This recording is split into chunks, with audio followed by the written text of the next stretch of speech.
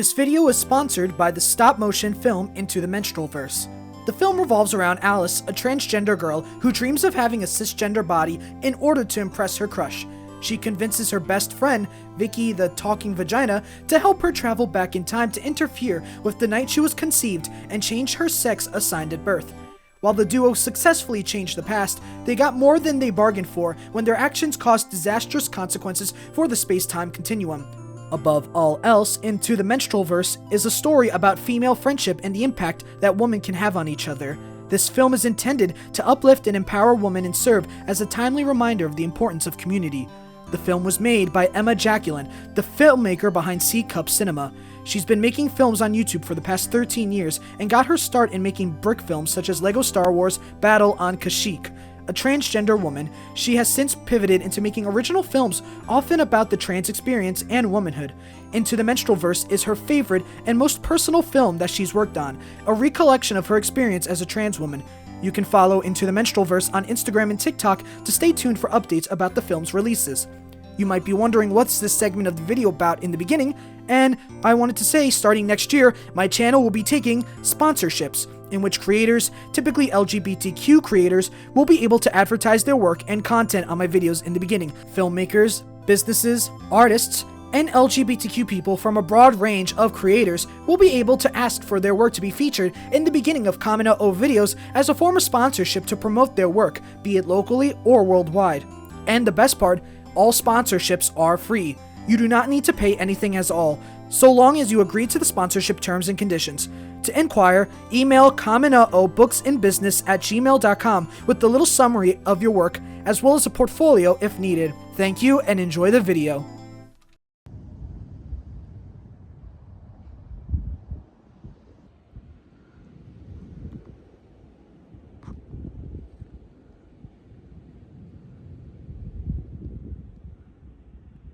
Good morning, Shadow the Hedgehog. Hello, Miles Edgeworth. It appears that you're up early on this winter day. At least, I hope it is, at the time of the writers typing this out. Can't sleep. Thinking about Mario right now. What? I'm also thinking about the battle against Black Doom. I can't believe that bastard has the nerve to show his face again. Likewise. And with Von Karma, this might not end well. But I can't just sit back and let the worst outcome happen. That's what's keeping me up. There's no doubt that combo would lead to devastating consequences. What if he hurt Sonic? Shadow, I can feel your pain.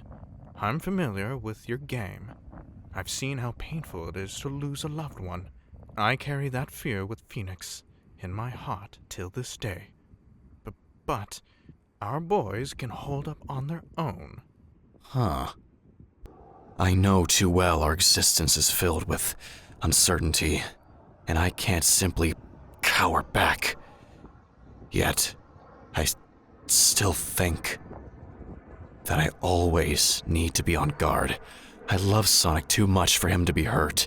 I can live to see this earth crumble and disintegrate into dust, but nothing will heal me if I see anything bad happen to him, let alone allow it. I understand that line of thinking, but please do not slip into such hyperbolic despair. We've altered the others, and they should be helping us on the front lines too. You also have Phoenix, and our new alt-tician. I came back at the perfect time. I got some supplies for tomorrow, ranging from food to first aid kits, if we get injured. We were just talking about you. Glad to see you here. Hey, wacky dog, say something funny. Actually, I have something serious on my mind today. We know that as of making this video, the US elections have left a new wave of trauma, fear, anxiety, and depression for LGBTQ people across the board. We at Kameno-o production team would like to send our deepest love, support, and care for LGBTQ Americans watching this video. You are not alone, and we will continue to make wonderful content geared toward LGBTQ people alongside sharing and assisting other vulnerable minority groups. We refuse to let fear and or hate get in our way. We have also been aware about the current climate about LGBTQ content creation and media, and the potential danger it can bring. we want to assure our viewers that the safety of the voice actors, artists, and researchers will be granted if bad outcomes occur. In the description is links going to mutual aid groups, community events, and other groups to help you find community and safety in these trying times. We want to thank you, the viewer, for our continued support. And we hope we deliver joy, hope, and optimism with this video in these uncertain and anxious times. There will never be another anime like Yuri on Ice. Let me repeat this. There will never be another anime quite like Studio Mappa's 2016 figure skating romance hit, Yuri on Ice. From the beautifully choreographed figure skating that was rotoscoped and adapted into animation, to the heartwarming and unforgettable soundtrack, and especially the highlight, the touching and melting romantic love between the two men of Yuri and Victor. Those who lived through the fall of 2016 and were in fandom/otaku spaces online probably were talking about a lot of things, ranging from the hype of Attack on Titan Season 2 in spring 2017, the weekly discussion of JoJo Part 4 coming out, the hype of Pokemon Sun and Moon, and the pain of seeing Ash lose in XYZ. However, regardless of where you were, almost everyone, even those outside of anime spaces, heard of the powerhouse of Yuri on Ice. And me, being a freshman that just started high school and getting ready to take a huge step in my teenage life, was there for it, and it was a magical experience. I'll never forget the excitement of coming home every Thursday after video game club, going on my rickety laptop after algebra and biology homework, and tuning in to watch Crunchyroll just to watch the new episodes of Yuri on Ice. It was something exciting and new. It wasn't the typical shonen I'd munch on like I did with MHA throughout the summer. Shout out MHA fans, keep going, I love you guys so much. Nor was it the mass amount of Super Sentai and Kamen Rider series I was watching, as that was the year I got into it. It was a figure skating anime about two men falling in love on the ice, and I loved it. To say Yuri on Ice left a mark on my memory is 100% true. But what also is true is the impact and legacy it left on the anime community around the world, the figure skating community around the world, and of course, the LGBTQ community around the world. Before series like Dragon Ball Super, One Piece, and Attack on Titan twice crashed Crunchyroll, Yuri on Ice was one of the first anime series crashing that streaming service, as episode 12 crashed the site, with even Crunchyroll tweeting out the problem stating, "We're experiencing a significant amount of excitement around Yuri on Ice, but we're putting all of our effort and love into fixing it." Speaking of, before the anime awards on Crunchyroll were pretty much devalued and became a shonen circle jerk like it is today, the first anime awards saw Yuri on Ice take the most awards in 2016, being crowned Anime of the Year and beating out all-time classics such as the aforementioned My Hero, ReZero, Erased, and even Mob Psycho. Another notable award being the Kiss Scene, which received the Most Heartwarming Moment award. Yuri on Ice had consistent and well-established sales across the board, becoming the best-selling anime in 2017, right behind Your Name. There was even a time when Yuri on Ice was the fourth best-selling anime of the 21st century, right alongside legendary series like Madoka Magica and Monogatari. What's even more magical about this series is that Yuri on Ice didn't stop at just anime, and no, I'm not talking about the fact that it was referenced in South Park. Figure skaters in the real world at the time took note. In this Tumblr post, you see a bunch of figure skaters in countries from Japan to Russia to Italy, all posting about it live during 2016 to 2017. Posts such as comparing the scenes, comparing the anime characters to themselves or other people in their real life, or even just watching the anime were some of the coolest tweets of all time. It shows how Yuri on Ice broke out of its audience and gained an expected but unexpected audience. Whereas series like Haikyuu and Kuroko no Basket will get just 1 to 2 YouTubers reacting that are in the field, Yuri on Ice was able to show off its skills to the figure skating world and impress them. Even before the Tokyo Olympics had 1,000,001 anime and video RPG references played at the beginning of the opening ceremony, and the 2018 Pyeongchang Olympics, Japanese figure skaters Miyu Suzaki and Ryuichi Kihara performed to Yuri on Ice's main theme. Watching this on the Olympics YouTube, and for me who loved watching the Olympics with my mom, was beautiful. I was awestruck that an anime made it this far. Seeing how much passion was put behind the choreography and seeing their smile and passion is not only enough to wow the casual Olympic enjoyer like my mom, but enough for an otaku/fudanshi like me to start tearing up hearing the music of an anime that only came out 2 years ago of the time. Add on to the fact that Yuri on Ice also saved Studio Mappa from bankruptcy and gave them enough cred to animate popular series like JJK, Chainsaw Man. Yuri on Ice has not only withstood the test of time in the anime community, but left an impact so unique and so awesome that those who watched it, whether in 2016 when it was airing or starting it years later, will always remember it. Yuri on Ice was something special. And nothing in the anime world, no shonen, no isekai, no sports anime, and definitely no BL, will ever be able to reach the legacy Yuri on Ice left. So imagine how heartbreaking it is when we get to the modern day. So let me set the scene. It's April 19th, 2024. It's a nice and refreshing spring day, and you, someone in the US, just got tickets and are geared up to see the new Spy Family movie, Code White. The anime season has been filled with pretty good bangers such as the new season of Konosuba, Whisper Me a Love Song, and my personal favorite, Tensura Season 3. All of a sudden, you get a notification from your phone of your friend sending you a tweet. It's from, well, Yuri on Ice's official Twitter, and it's not a character's birthday. It's something worse. On April 18th, 2024 at 11 p.m. EST, Yuri on Ice, Ice Adolescence was officially cancelled. The official movie's website now shows that same message that has been blasted all over social media, showing that the long-awaited movie prequel of Yuri on Ice that features a young Victor, now just a mere memory, and for the story to never be completed.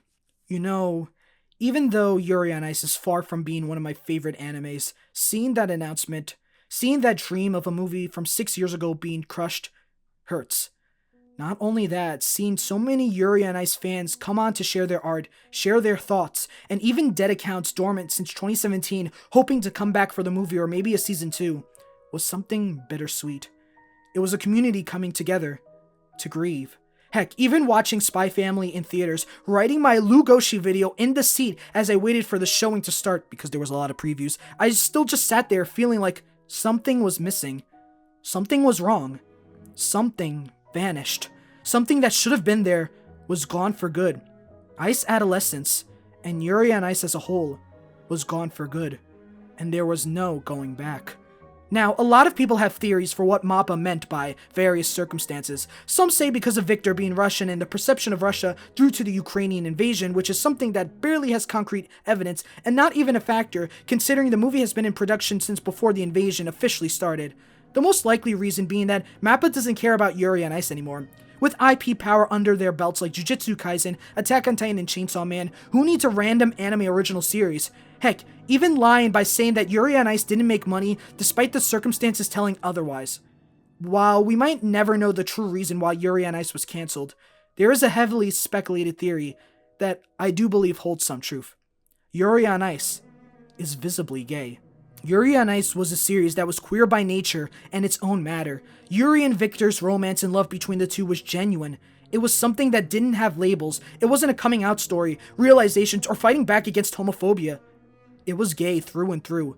And considering that being a sensitive subject matter and not profitable in countries like China and Russia, seems like Yuri on Ice was too taboo to put out. If they wanted to get the profit from around the world, why on earth would they produce a gay film about a gay character in a world of homophobia and bigotry? Anime is mainstream now. It's no longer the niche hobby that it once was in 2017. Thanks to the COVID pandemic, the success of Demon Slayer as well as One Piece, anime is now in global demand everywhere. While we're seeing a lot more mangas and animes being produced, or anime, it just seems like some are getting left in the dust. And one of these was Yuri on Ice. Not to mention, JJK already proved its worth. Just put out that. I mean, JJK Zero was amazing. Well, as a JJK fan, it sucks. It sucks that such a beloved series was thrown away and disposed of because it's not good enough or too queer. What's even more heartbreaking is that Yuri on Ice fits with the common theme gay people are told all the time, and in almost every convo they have with anyone who is straight. I'm okay with being gay, but don't rub it in my face. Yuri on Ice was just that. An openly queer story that didn't rub it in your face. Yuri on Ice's story was all about the rise of Yuri alongside Victor, with the romance not only being second to the beautiful figure skating, but also blossoming in a slow and calm way that anyone, gay or straight, can enjoy. It wasn't too vulgar, and heck, it wasn't even officially labeled as a BL until the series progressed, but yet all of that beautiful writing, all of that meaning and expression matching with the straights want, gone. Thrown in the trash. Thrown in the trash. because it simply was not good enough.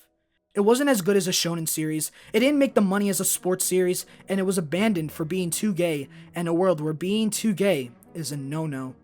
Wait, no. Being gay in general is just a no-no. It sucks. And as I'm typing this part of the video in June, I'm tearing up at the painful fact that Yuri on Ice is gone. What's worse is that there has been no queer media that has been able to hold a candle to Yuri on Ice's impact. No matter what BL comes out, what Danmei is published, what new TV show is made, what any game is created, all are amazing on their own.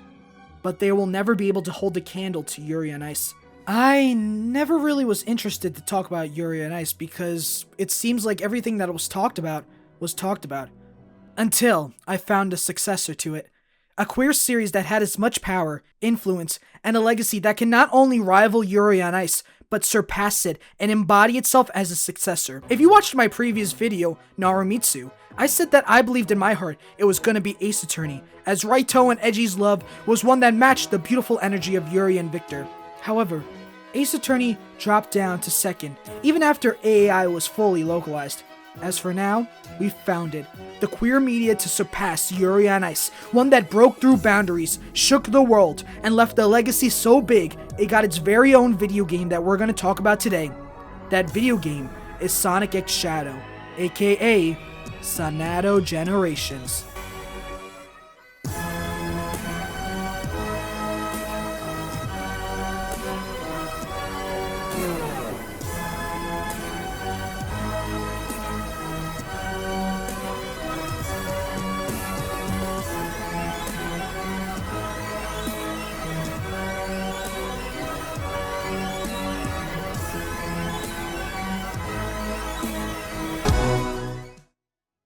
The theme is love. The theme for this video is love. They've been helped by many people in these adventures to restore their worlds thus far, but they never thought about love until now. And whereas both were blessed with support, one couldn't take full advantage of it. One always felt like he was fighting on his own, but since a certain someone showed up in his life, they've seen something totally different. It's not clear-cut romantic love, yes it is, but abstract feelings of their relationships to their friends, their memories, and the hedgehog he loves so much. This is the paraphrased lines where Yuri declares his theme for the Grand Prix, but also perfectly describes the story of Sonic X Shadow Generations, and the theme of love both stories tell, and the love present between these two hedgehogs. Sonic Generations needs little introduction. It's one of the most celebrated Sonic games out there. Generations is one of the few Sonic games that you'll rarely find anyone complain or wail about, and a lot of Sonic fans my age have memories of playing the original game on their 3DS, PS3, and Xbox for me. 2011 Christmas was baller. I also got that Family Guy game. So fast forward 13 years, and now with Sonic being popular again with the new generation, thanks to the Sonic movies and Frontier's massive success, Sega decided to port the classic game for modern audiences, and it's a great idea to be honest. It's a fun game that deserves more loves like how they did with Colors. However, Sega didn't just stop at bringing Sonic Generations to modern consoles or give players a baby Sonic keychain with their pre-order, but instead they brought one character back in the spotlight to not only get ready for the third movie, but also to have new players know one of the most popular Sonic characters ever, let alone Sonic's boyfriend.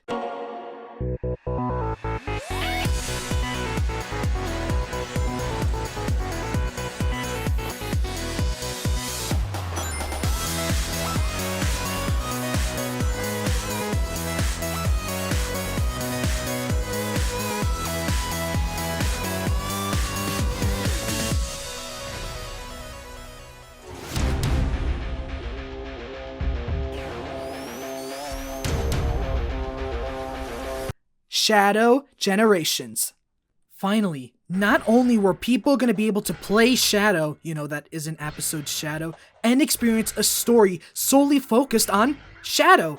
As Shadow notices a disturbance on Space Colony Ark, he's once again face to face with the evil Black Doom, who took advantage of the Time Eater's destruction and now has made his own dimension to torture Shadow and make him embrace his bloodline as a weapon of Black Doom's mass destruction.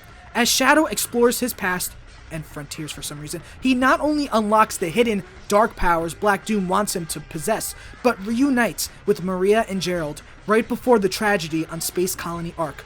whereas Sonic Generations is a journey through memory lane and highlighting the stories, successes, and an upbeat journey to save the future and past from Time Eater with both classic and modern Sonic as well as their Pikachu companion. Shadow Generations is a bittersweet story about saving the world in the future, even with the looming reality of what the future holds for the person he holds dear in his heart, and also confronting the man he loves, even for 5 seconds. In other words, Sonadow Generations is a queer story about trauma, growth, joy, and healing, something needed after the traumatic loss of Yuri on Ice, Ice Adolescence. Oh yeah, this is the disclaimer here. I'm not trying to make Sonadow canon. You can interpret the story however you want. I'm not your mom or dad. Yeah, have fun. Featuring our special guesses! So, as previously, since this is the end of the year, and this video is meant to be a more fun, lighthearted video, instead of the typical serious ones I have posted, I decided to bring back all my collaborators. So not only are we getting the typical Mutton Chop Guy, Sally Pride Drag, and Shaggy Jeebus, we're also getting 2 brand new special guests coming this time soon. But I do want to introduce one of our new special guests that is really key to this video's success, and that is the That's So Gay Sound Machine. Say something, That's So Gay Sound Machine. Who do you have to blow to get a drink around here? Well, Mr. That's So Gay Sound Machine, how do you feel about being a part of a Kameno-o video, let alone the big grand Sonadow video? That's the big finale, fun finale. What do you think? Homorific. I agree, let's continue. Let's get one What? thing straight. I'm not. Yeah, that's obvious. Anyway, Sonic X Shadow Generations is a video game meant to celebrate, highlight, and commemorate the history, trials, successes, and also the bad times of both Sonic and Shadow's lives. Sonic Generations is a game about not only saving the world and the timeline, but also going through Sonic's pasts and reflecting about the many adventures he faced and the friends he's met along the way. Shadow Generations is a similar game, but alongside reflecting on Shadow's past, and Frontiers for some reason, you also have him once again confront the inner demon inside and outside of him, Black Doom, and save the timeline while also reuniting with Maria one last time.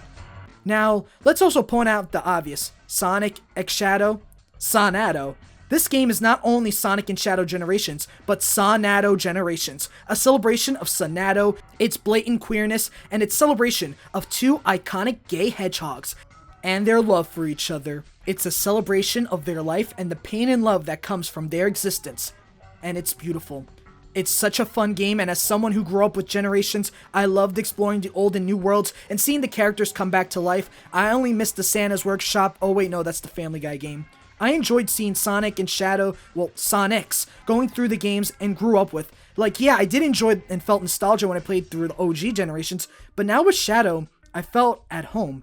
Sonic and Shadow are important to me, so seeing them fully playable and going back into their stories was fulfilling and great. And with the Sonic movie coming out with Shadow's debut, it was perfect. It's a great game. Of course, I do have my problems with it. The only complaint I really have is this game is too forgiving. You mean I can fall so many times in this level and I get an A? That's an E quality. Like, don't stop being nice. Come on. Sonadow Generations is a queer story that relies on elements like nostalgia, joy, and camp to showcase Sonic and Shadow's hidden homosexual agenda. It relies on these themes to help display not only Sonic's pasts and his trials as his life went on, but also display Shadow's trauma and his story meant to move on, but also save the world and fulfill the wish to someone who means something to him, while also defying the predetermined fate that many want him to succumb to.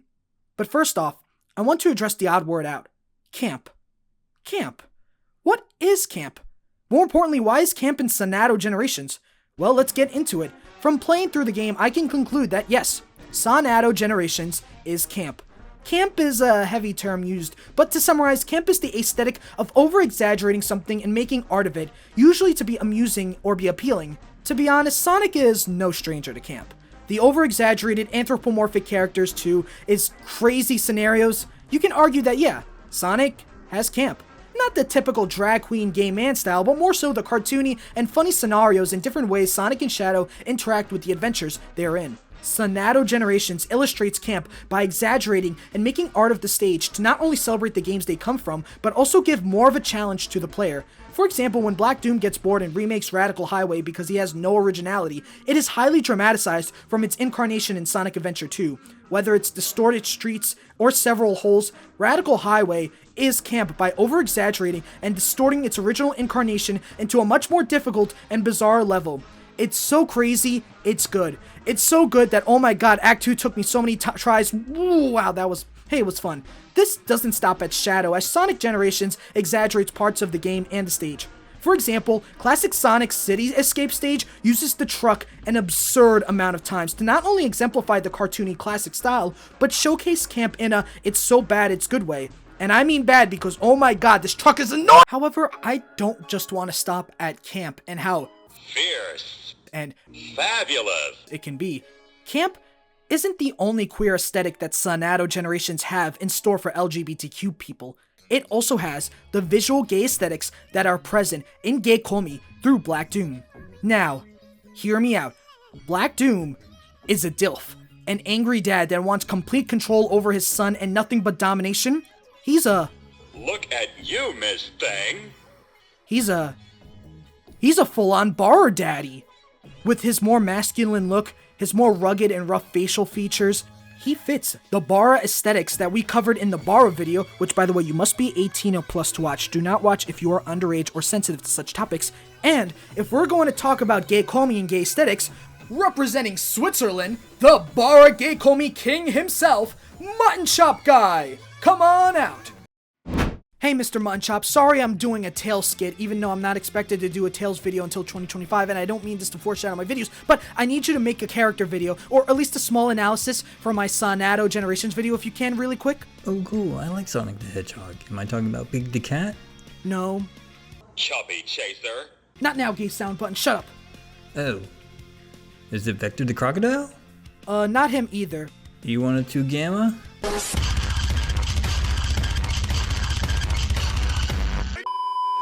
I just had horrible flashbacks, please don't. Not Dr. Eggman? It's Black Doom. You want me to cover Black Doom? Yep, Black Doom himself. Oh. Okay. Thank you, have fun, make sure to do the Monster Bash. Oh, I'm sure that I will. Well, since I'm here to talk about this character, let me just do a quick bit of research on him and see what I'm getting myself into.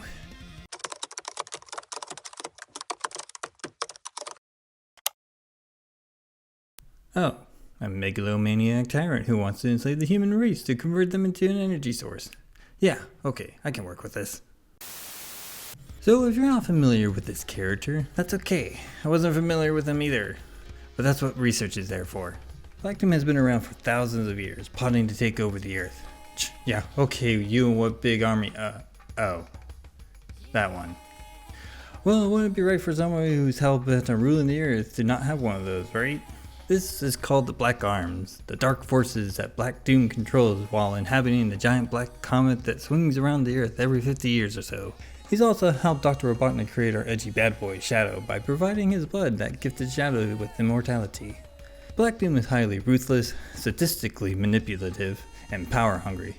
Oh, so he basically can fit into any Tagame or Fujimoto manga, as they really like those traits in their characters too. For a different but more, tasteful reason. Wait, do you hear that? Oh no, it's the I can fix him crowd, coming to trying to fix him. We gotta stop them. We need to keep them from trying to fix him. Quick, block the doors.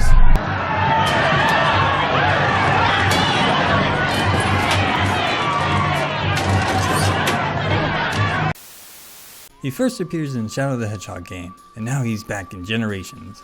Feeling sour for his previous defeat, Black Doom returns to carry out his plans for world domination again, giving Shadow Doom powers to slowly conquer his body and soul. Will he succeed and conquer the world, or will Shadow be able to stop him? Oh, no spoilers, Ski Cap. In his first appearance, he tasked Shadow in collecting the 7 Chaos Emeralds for him, under the promise that his past would be revealed and his destiny fulfilled. It wasn't until Black Doom took the emeralds to chaos control the Black Comet to Earth to begin his true machinations on enslaving the Earth. With the Sonic crew trapped under Black Doom's paralysis gas, Shadow is tasked with fighting him to save everyone, and in doing so he was able to regain his memories and learn from a message that Jor-El Robotnik left behind that he devised a cannon to destroy the Black Comet, and stopping Black Doom from his goals. Wow, what a dad. Dr. Robotnik, I mean, not Black Doom. Wait, does that mean that Shadow has two dads? Two dads. That's very progressive. Now I know many people will ask me how this character has anything to do with Bara. It's understandable to think that it takes a stretch of the imagination and mental gymnastics to make it work, but I think people are thinking too narrowly about it. Bara as a genre is steep into the themes that Black Doom embodies as a character, even if it doesn't cross the explicit line that Bara loves to do. A common theme that you'll find explored within Bara is power dynamics, and Black Doom plays that out in both games he's featured in. Plus, when he turns into his true form, he gets a massive glow up that makes any man, or alien, whatever, super sexy. What is wrong with you? It shouldn't surprise you that he's another villain who falls into similar camps to the likes of Ganondorf, Bowser, and Pyramid Head. Plus, there's a good population within the audience who loves to do the monster mash. I took the monster bath. However, he still isn't the greatest father figure to have. But then again, can you name me one that also had ambitions of world domination? The funny thing is that Black Doom is very similar to another father figure, ironically named Father, from Full Metal Alchemist. Wait, holy crap, they have the same goals too! I didn't even notice that at first! What is even funnier to me is that he makes Bowser look like a better father figure. At least he gave his kid territories within his conquered kingdom, but then let an Italian plumber wreak havoc on them while sitting on his throne in the center of the kingdom? Huh. What's up with these father figures failing to help their kids? But hey, at least when I was checking out the fan art, I came across this piece, and man does it play up to the Bara aesthetics really well. I also found this one at Doomai, and I couldn't help but really laugh at it because look how deviously shy it looks. Well, anyways, thanks for having me on. And I'm on my way to go check out these games now. See ya! Oh, and check out my channel for more Bara content. Which you can click on the top right. Yeah, corner don't do that. Don't do that. Don't click on that. And now back to your regularly scheduled program. You know what? No, I'm not gonna just stop at saying it's camp or gay komi aesthetics. I also want to make this interactive by declaring that Sonadow Generations is also camp to LGBTQ people playing it. The story being interpreted as a coming out story or as a means to heal from homophobic trauma can have people bring out the camp in them or emphasize the camp in Sonadow Generations, especially when you're getting hit with that truck. The term camp describes those elements in a person, situation, or activity that expresses or are created by a gay sensibility. Camp is never a thing or person per se, but rather a relationship between activities, individuals, situations, and gayness, according to Jack Babushio, The Cinema of Camp. With this part in mind, we can conclude that camp can not only be exaggerated by itself, but also by the viewer, and to me, Sonadow Generations is indeed camp. There's also another series that expresses camp, like the Sonic franchise, the gayest fandom in history, Oz.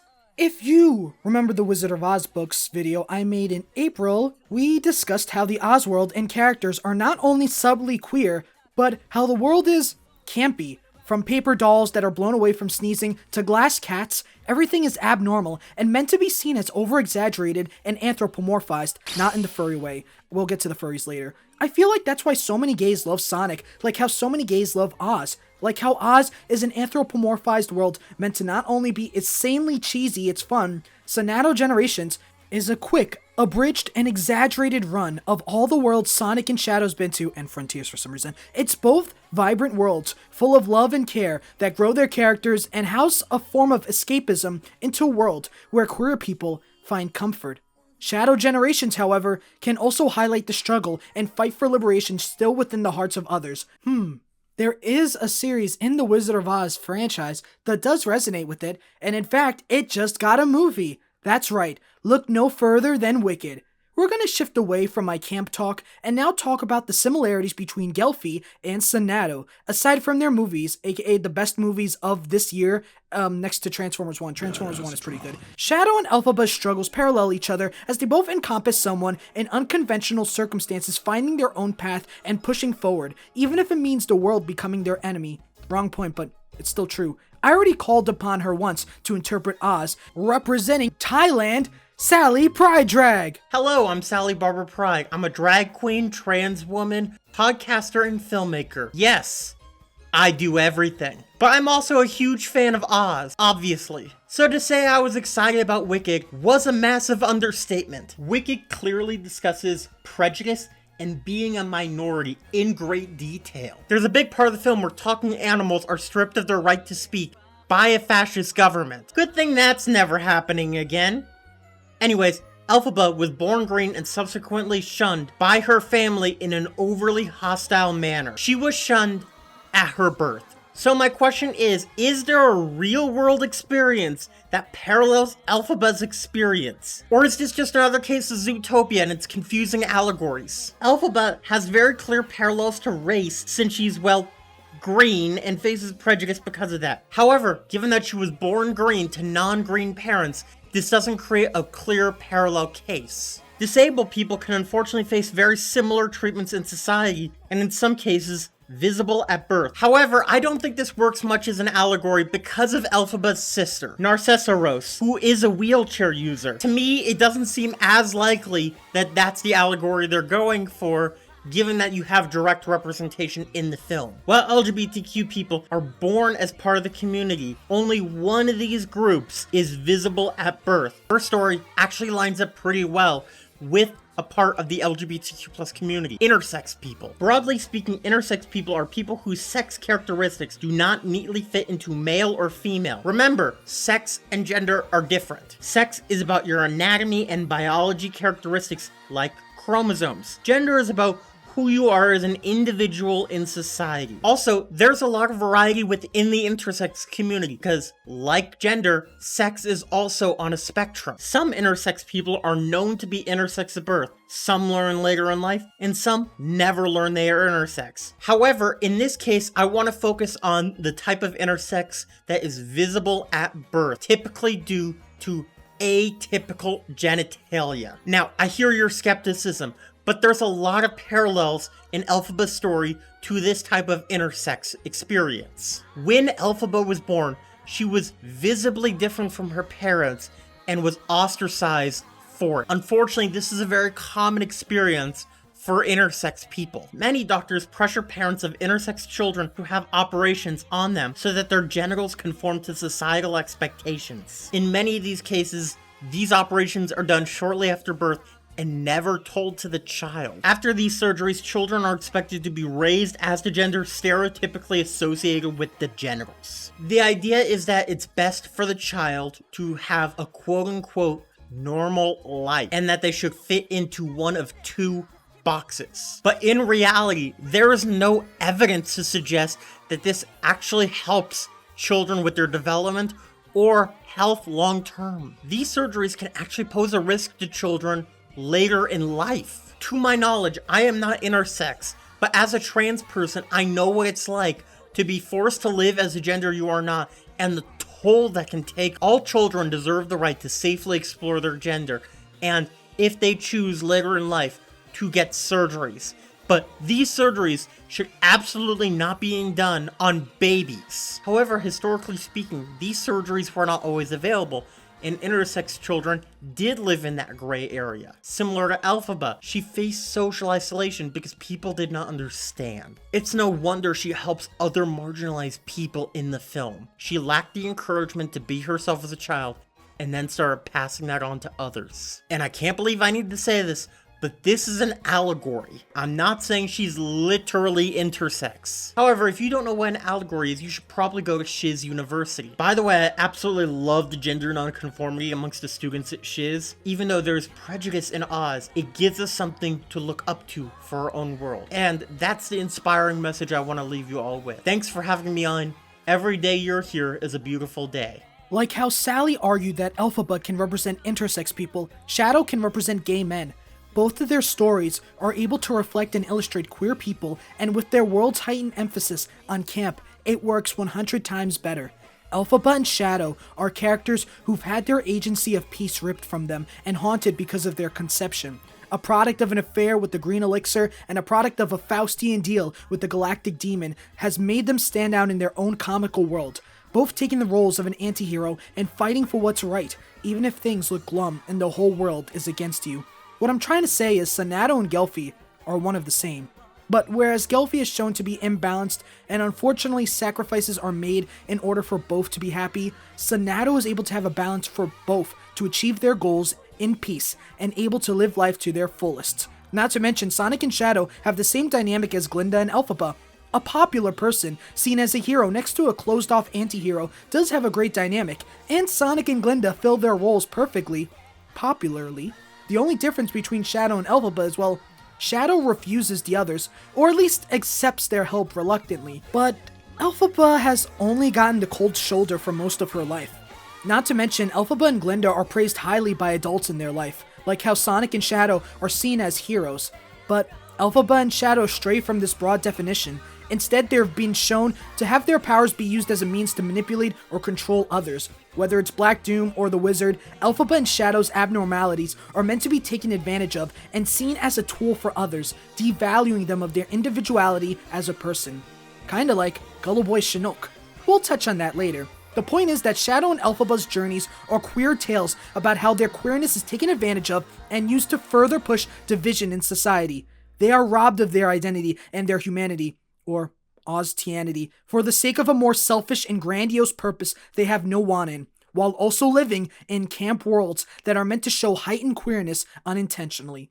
What happens in Gagus stays in Gagus. Speaking of Oz, with Wicked now fresh in theaters as of recording this, and the sing-along coming along for Christmas, which I will be there, it's also important to note why younger queers love Wicked and The Wizard of Oz, and it's mostly the factor of nostalgia, and how for queer people, it's a divisive factor in our life.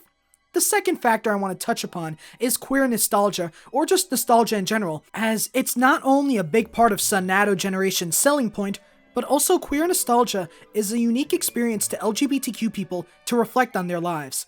Nostalgia is indeed a fun feeling. It's a sentiment of peace, tranquility, and safety.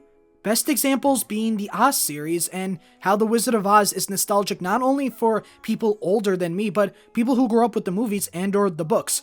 Dragon Quest III 2D HD and 1 and 2 2D HD, which means I bought this for nothing. Persona 3 Reload, Wembley, or that one Kim Possible episode where they go through the cable TVs. It's a double nostalgia considering now that, cable's kinda dead. Nostalgia is a powerful tool that can comfort and soothe the soul, but also delude such, making people stuck in the past and having them destroy themselves. Nostalgia can exist as memories, but it can also be seen as pain and traumatic moments that can haunt you for life. When Dr. Eggman uses the Time Eater to try to erase his failures throughout life, Sonic ends up going through the worlds, enjoying it like he always does, running free in the wind and doing it alongside his younger self, classic Sonic, and the two Pikachus. Shadow's nostalgia, however, it's different. Instead, Black Doom utilizes the Time Eaters, grabbing Shadow's adventures both past and future in order to rile Shadow up, get him to infuse with his Doom powers, and try to take over his body and soul. Black Doom took advantage of the Time Eater disrupting everything in the Sonic world and makes his own hellscape to torture Shadow based on the nostalgia and makes him succumb to Black Doom's control. Sonic and Shadow's story both show the two sides of queer nostalgia. For us gays, queer nostalgia is a mixed bag, as usually it's divided between the joy of self-discovery or the pains of coming out, a contrast going from the fun exploration of discovering your identity to the pains and anxiety of having others find out about your secret without your consent, divided between the joys of coming out to friends and the fears of being rejected by your own peers. Queer nostalgia is a divisive experience, and Sonadow Generations captures both sides. Sonic's story is the joy of coming out, while Shadow is the pain and fear of self-discovery. The idea that being your true self is instead a bad thing, and a means to hurt other people because of who you are. A good article that discusses such is the article The Rewriting of Queer Nostalgia by Alex Armbruster. Alex Armbruster discussed how queer nostalgia is a healing mechanism, as a way to acknowledge the pain of the past while also believing that doing so will help others heal from the scars of such. More specifically, heal from the dark times of not prejudice and discrimination faced towards the individual. Armbruster shows this when he states, "Queer nostalgia is a rewritten, recalled, and reclaimed form of nostalgia. One that first works to identify the erasure of queer identities of the past, then focuses on gathering the stories of those who have survived to this point, and then takes this past as its own. It is a retelling of a new past and the old past all in one. Queer nostalgia, something built on looking backwards, functions entirely as a way to look forward and build a brighter future. This revision of the past helps the current community heal and push forward. It acknowledges the history of prejudice and isolation, but works as a stepping stone for those still facing it. It's an acceptance of the past of pain and an acceptance of the future of work for the purpose of healing." With this article in mind, we can interpret Sonadow Generations as Sonic and Shadow going through their past, and with Shadow reflecting on his potential future, to not only reflect on the struggles and challenges they face, but also develop further as a person and heal their inner youth. I mean, Sonic literally does that with his younger self, he's right there. Whereas Sonic emphasizes the healing and recovering part of it in a fun and more charming way, Shadow shows the trauma and pain that may come to such. Look at those bitches! This leads to my next point as to why Sonadow Generations is a queer story. Sonadow Generations can be interpreted as an allegory of accepting your queerness and your identity as a gay man, even when the world has been arranged to directly contrast you and break you into something you don't want to be. Black Doom and the world the Time Eater makes for Shadow can be seen as an allegory for the struggles of coming out, accepting that homosexuality is within you, and learning to make queerness about yourself and yourself first. The black arms can easily be interpreted as Shadow's gay identity slowly but surely revealing himself to him as he goes through his past and future. The black arms aren't evil as they're meant to come off of, but rather seen as a tool and a part of Shadow that he must learn to wield, even if he doesn't like the look of it, even if he doesn't like the origin of where it comes from, even if he didn't like why it was made in the first place. He must let go of the anger and pain associated with it and push on to not only protect the people in his life, but himself from corruption. Shadow's acceptance story reminds me of another story that I read about acceptance as a gay person, James Baldwin's Giovanni's Room. James Baldwin is, without a doubt, one of the most influential, one of the most important LGBTQ authors of our times, and personally, one of my favorite authors and LGBTQ heroes ever. From seeing the rise of the civil rights movements to also the gay rights movements, James Baldwin's works, speeches, and writings reflect the taboos and struggles of the time of a black gay man, and it's so unfiltered, entrancing, and unmatched to so many LGBTQ writers. If there's a celebrity or politician that says anything, there'll always be a James Baldwin quote to not only show that they're wrong, but that they're stupid and they should go home and cry themselves to sleep. I briefly mentioned him in my Lougosi video, but that was one of his first interviews. For this video, I want to dive into one of my favorite novels of his, Giovanni's Room. Giovanni's Room is a story about David and the struggles of accepting his homosexuality and embracing his masculinity while dating Giovanni, a gay man from Italy also living in France. At a glance, it can simply be a story about accepting the fact that you're bisexual, but in reality, it's about accepting yourself full on. It's important to look at Baldwin's look not just through a queer lens, but through a racial and gender lens. Baldwin's works not only illustrate the difficulties of black men or gay men in the mid-20th century during the civil rights movements and gay rights movements, it also captures the interpersonal and sometimes hard journey one takes to reclaim their identity in a world that shuns them or fits them in a box. David's story as a bisexual black man is one that makes him challenge his sexuality and his identity as a male. In Giovanni's Room, we see David say stuff like, "I could see Jack was struggling not to say that I didn't have any objection to allowing men to spend money on me. I watched his brief struggle with a slight smile, for I knew he couldn't say it. Then he said, with that cheery, brave smile of his, I was not suggesting that you jeopardize, even for a moment, that," he paused, "that immaculate manhood which is your pride and joy. I only suggested that you invite him because he will almost certainly refuse if I invite him. But man," I said, grinning, "think of the confusion. He'll think that I'm the one who's lusting for his body. How do we get out of that?" Showing how David's manhood is challenged by the mere existence of gay men showing empathy to him. Not only that, having his manhood questioned by simply having other men be nice to him. Another factor is this. David considers himself the ultimate life form of black gay men. Obviously hyperbolic, but aside from the beginning where he bullies Joey after sleeping with him, his best friend, he has a wave of arrogance around other gays. For example, on page 27, he states, "Perhaps indeed that was why they screamed so loud. There was the boy who worked all day. It was said in the post office who came out at night, wearing makeup and earrings, and with his heavy blonde hair piled high. Sometimes he actually wore a skirt and high heels. He usually stood around alone unless Guillaume walked over to tease him. People said that he was very nice. But I confess that his utter grotesqueness made me uneasy. Perhaps in the same way that the sight of monkeys eating their own excrement turns some people's stomachs. They might not mind so much if monkeys did not, so grotesquely, resemble human beings."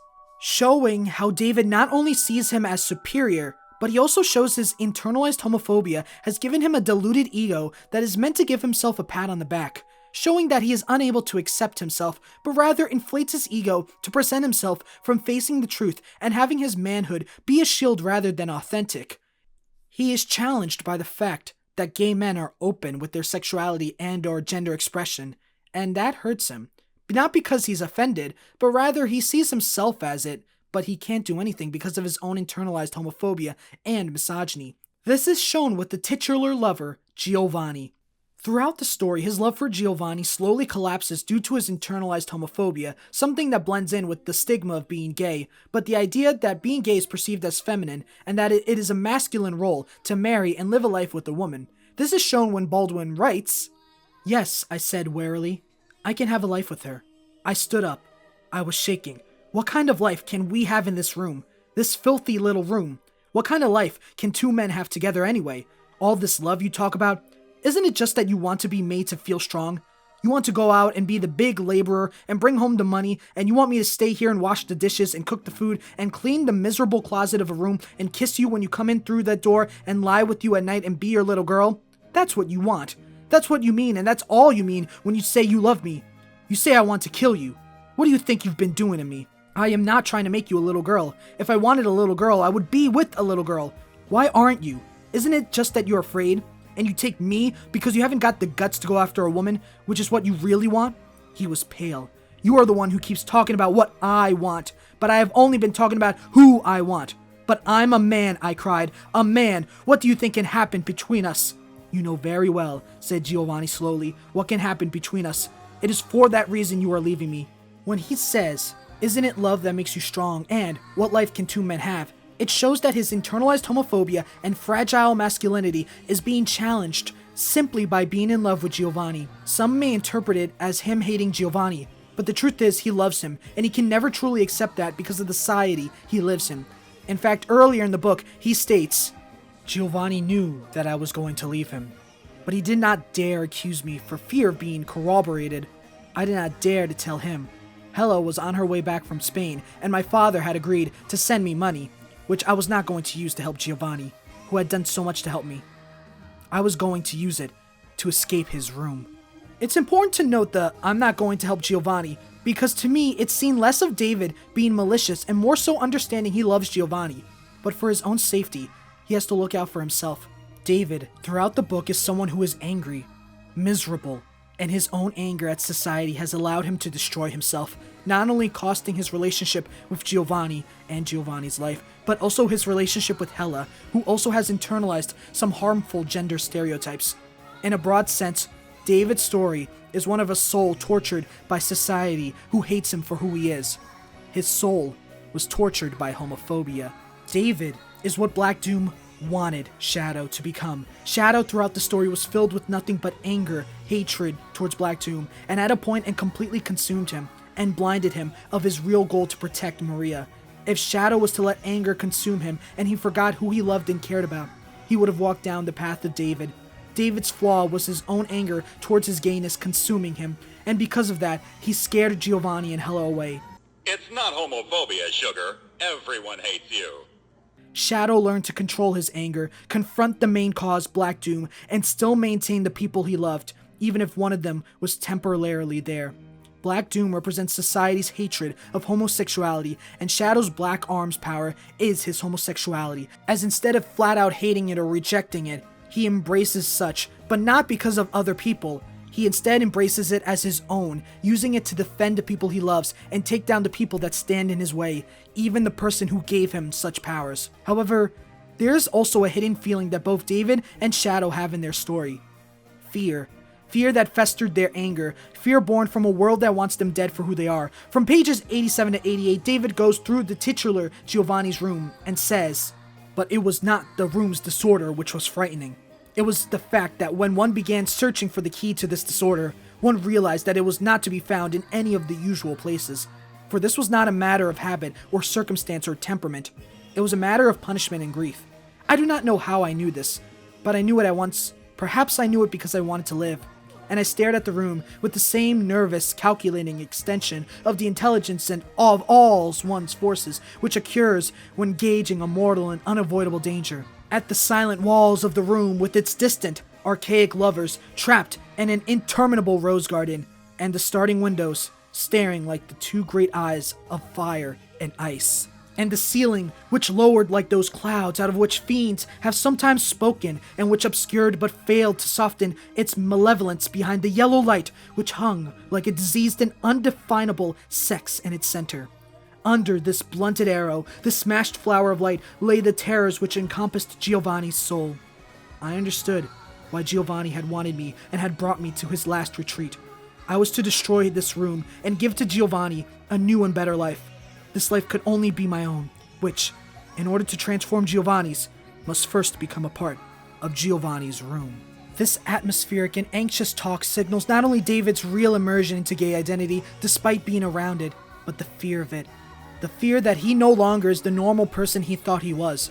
The fear that now he'll have to turn against Hela to live his true identity.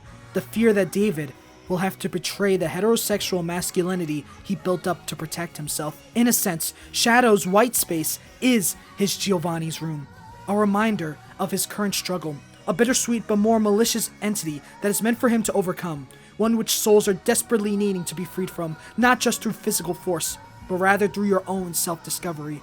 Embracing your flaws, whether it be fear or self-hatred, or at most processing the world around you and what happened, and letting loose of all to live a better life. Letting go of such to not only escape your room, but accept who you truly are, both past and present. Shadow's fear comes from not only the danger Black Doom carries, but also the fear of Maria getting hurt. Now that Maria and Gerald are here, he also has to fight for them and find a way to stop time from progressing, leading to Maria's tragic fate.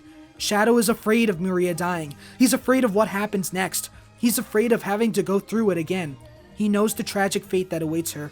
This is best shown when he panics and plans to stop Rouge and use chaos control. However, Maria alleviates Shadow of this fear, promising that Maria will always be in his heart. From there, he leaves and shed a tear, landing on Rouge's cheek. This scene signals Shadow abandoning and overcoming his fear not only to live for Maria's dream and make others happy, whereas David maintained his fear and anxiety about the future that costed him the important people in his life. Shadow abandoned such fears in order to move on not only for Maria, but for himself. He knows that his fear and anger would destroy him, not only ruining the wish Maria wanted for him, but also falling into Black Doom's hands, leading him to his downfall. There's also another factor about Shadow accepting the past or himself, something he and David share. Power. David throughout the book wants to exert power as a man and hide his sexuality. He wants to exert himself, whether it's asking for money or bullying men he's had affairs with. He needs power as a powerless gay person, and he'll do anything to get it. Shadow also craves power, but he's not powerless. It's about motive. It goes from "I'll destroy Black Doom" to "I'll protect the world Maria loved." Gay people talking about power, huh? Where did we cover that in this video, or at least in this series? Ah yeah, Lougosi. Sonadow Generations is also like Beastars.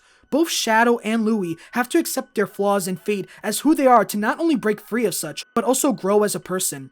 Louis and Shadow will have the shadow of their past haunt them, and maybe even sometimes it'll flare up, but thanks to the help of a man they love, they were able to break free. Louis and Shadow's stories are also about embracing your past and your physical pain, literally manifested by their physical scars, with Shadow's being the black arms, meant to symbolize Shadow's now new power, but not new power physically, but his new inner strength without hatred that can overcome Black Doom's manipulation, as well as accepting himself and his heritage connected to Black Doom. Louis' prosthetic leg showing strength in himself as an herbivore and no longer scared about the inner powerlessness he has. He has power, but he doesn't need to put others down or put Legosi down. Now he has to move on and fulfill his role by his own merits, regardless of what happens. Louis' prosthetic leg and Shadow's black arms are symbols of their powers gained from accepting powerlessness, from accepting the pain of their past and predetermined destiny. They hurt, but in that pain births strength. The power to push on, the power to keep living for the sake of people you love. For Shadow, it's Maria and Sonic. And Louis, it's Legosi. Yeah, sure, he has a wife. Come on, we already know who he loves. Lougosi and Sonadow are pretty similar, yeah? No wonder they came out close to each other. Two rivals, forced to make each other see their POV regardless of if they agree or not. But to conclude, accepting yourself is rough. But shaming yourself, letting your anger get to you, and immersing yourself in a false sense of power and superiority will only damage and hurt you. Sometimes it's okay to get hurt. It's okay to feel pain. It's okay to feel scared or process the negative aspects of our life. Because you grow. And isn't that what queerness is about? Learning about your identity or sexuality is rough. It's painful, but you can't suppress yourself. You have to learn to have the pain hit you, then try to hide it. But it'll make you feel better and help you. It makes you live and learn. It makes you rise from the ashes. Hold it! If there's one thing that I should come clean about, it's that not only is this an analysis about Sonadow generations, it's also a part 2 to the Narumitsu video. I want to take a pit stop here to analyze and compare the two biggest red-blue juggernaut ships out there, ones that have left a legacy that many can dream of having, Sonadow and Narumitsu. First up, let's be real, Sonic and Phoenix are pretty similar. Aside from the voice actors for them living close to each other, Sonic and Phoenix are both blue spikes and pronoun protagonists who always see the good and benefit those regardless. They know that sometimes the odds are stacked against them, but that doesn't matter. Lives need to be saved. Whether an uphill battle against the court system or the literal concept of time weaponized into a monster being, they still muster the courage and fight through and through. Not to mention, they're both invincible, considering the Sonic Generations port removed lives, so, yeah, they're technically immortal, I guess.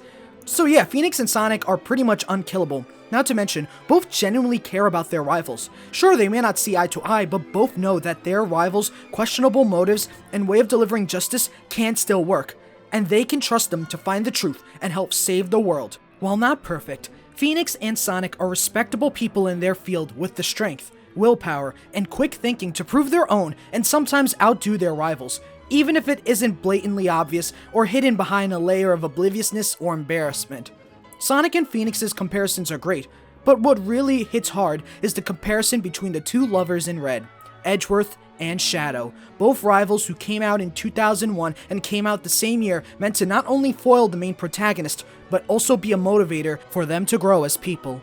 Two red rivals who've had everything taken from them, gained a warped sense of justice and allowed anger to fester, sought assistance from the worst people and almost ruined everything, got a big reality check from a blue and red violet color group person to see the errors of his ways, go through a crisis about who they are and what is their purpose, and ultimately deciding to walk their own form of justice while still challenging their complementary rival and antagonist, eventually falling in love with them and becoming their boyfriend.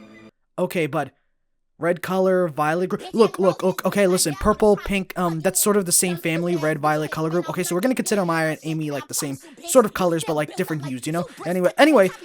Okay, but complementary antagonist? Where did I get that word from? Well, let's discuss it with our next guest. Shadow and Edgeworth are, to be blunt, very, very, very similar. But in order to help call upon the similarities as such, I decided to bring forth YouTube's dog racing ace attorney expert and Among Us king, representing Kazakhstan, Cool Car Guy. When I interviewed Cool Car Guy, we not only discussed Edgeworth, but also highlighted his growth and moments that challenge Edgeworth and help him grow. For example, when asked about Edgeworth's view of Phoenix and how he has developed his relationship with each other post Ace Attorney 1, involving Phoenix kind of just changes Edgeworth because like now he has an opposing side that not only like is a complementary opposite to Edgeworth, but is actually like surpassing him and actually finding ways to win with this contrasting perspective. When Edgeworth's whole one was always to get a conviction, always to win the case and all that stuff. So it's something that kind of goes back to like having to face all that crap that he faced in like Rise from the Ashes and all that stuff. Just kind of having to all these things surmounting upon themselves that kind of leads him to a sense of self-reflection and pretend he's dead reflection, I guess, if you can call it that. But the main thing that from Justice for All is that he's found a sense of truth and like understanding of what he's really pursuing, because what he's pursuing is actual justice, actually pursuing that truth, pursuing that sense of like we need to understand what actually happened and making sure the truth comes to light. Cool Car Guy's statements on complementary opposites is a perfect phrase to illustrate such dynamic. We'll get back to that later.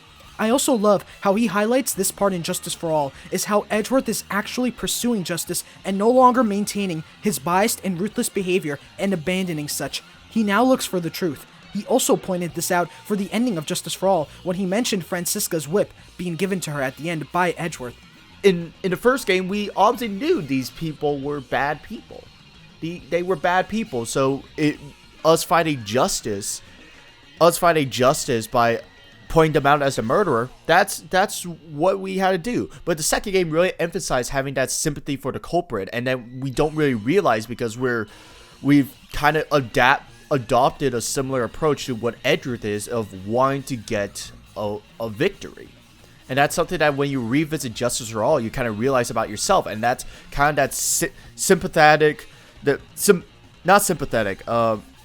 symbiotic like relationship between Edgeworth and Phoenix that they both had to find a yin and yang to being the best sides of both of each other to finding the truth.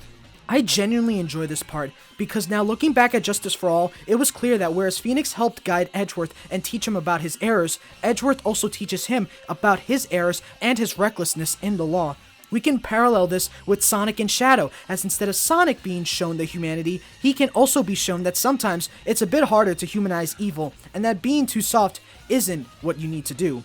Another factor is how Shadow and Edgeworth changed their justice in their story. They are forced to question morality and see the truth on how right and wrong are not only defined by yourself, and you can make your own and help others see such. I'm also like way more aware about Edgeworth's stuff, but like once again, his change of justice is wanting to pursue that truth and understanding that, especially throughout the investigations duology, he learns that there's immense amounts of corruption within this judicial system that he wants to be a part of and wants to help out with. He's dealing with these like international criminals and like core like judicial like corruption that is affecting basically his home, and like that's corroding his home, and he's realizing not just that he has to pursue the truth, but he has to fight against disinformation, against fabrication that he himself was a part of. And that's kind of like the consideration that when he was approached with Shields, when he's approached with Shields, Edgeworth kind of like realizes all the things that it brings back that like internal moral of wanting to be a defense attorney, but rather like once again, it's not that the title of defense attorney is what he wants to be. It's rather the morals that his father Gregory had about wanting to find that truth, wanting to find that justice, wanting to make sure that we can minimize corruption within the legal system. That's kind of what he realizes to be what he truly wants as his central motivation, which we kind of do see when he becomes chief prosecutor in the future games. Even though we may not completely see like the full lengths of that, especially with Phoenix going out of his way to do his own little bit of corruption, but that's besides the point. But Edgeworth having that moment of finding a way to change his home of the courts and the legal system into what he wants it to be. When Cool Car Guy described Edgeworth as such with this, I immediately thought of Shadow's big moment in Generations where he almost succumbs to evil but refuses because of Maria, deciding to fulfill the wish of making people happy. He's not doing it to be a hero nor villain, but rather making his own path of what he considers just. Just like Edgeworth, they both understand that conformity isn't the solution to their issues, but rather finding a balance of what is their moral compass and defining it for themselves. One thing that also caught me off guard is rejecting my label of Edgeworth as an anti-hero and instead considers him a complementary antagonist to Phoenix. Yeah, absolutely. And like, yeah, there's certain values. In my personal definition, I wouldn't really call him an anti-hero. Mostly because like, it's just a weird thing to like. I feel like he works more as like a complementary antagonist. Because like he's not a villain. He's more of like he's an antagonist more so in a way that he's an opposing. He's like in a complementary opposition to the protagonist, and like not necessarily the antagonist is necessarily bad. After hearing this challenged me, and that's when it hit me.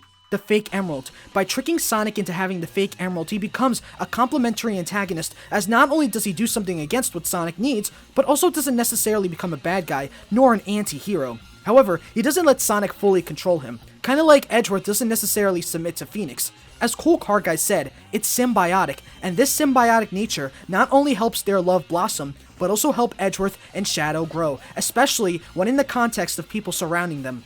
Outside of their blue boyfriends, their support system, they open up.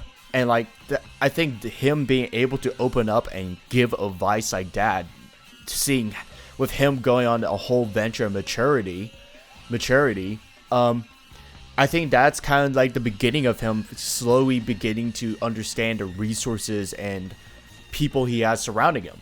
Before, he would like constantly bully Gumshoe. He would undermine someone like Kay and stuff like that. But he's slowly opening up and becoming less cold over time. Both Shadow and Edgeworth were able to open up and expand their support system, learn from their boyfriends and the people around them, and it's through such that they're able to be who they are and define their own identity. I think it's a big thing to kind of like understand being self-reflective and understand we all grow up in a certain like perspective. And it's important to involve others into involving that perspective to really find that self-discovery, find out who you really want to be. And that's kind of like what I get from Edgeworth, who was very like isolating himself into his own ideals and like falling down this downward spiral until there's someone there to pick him up.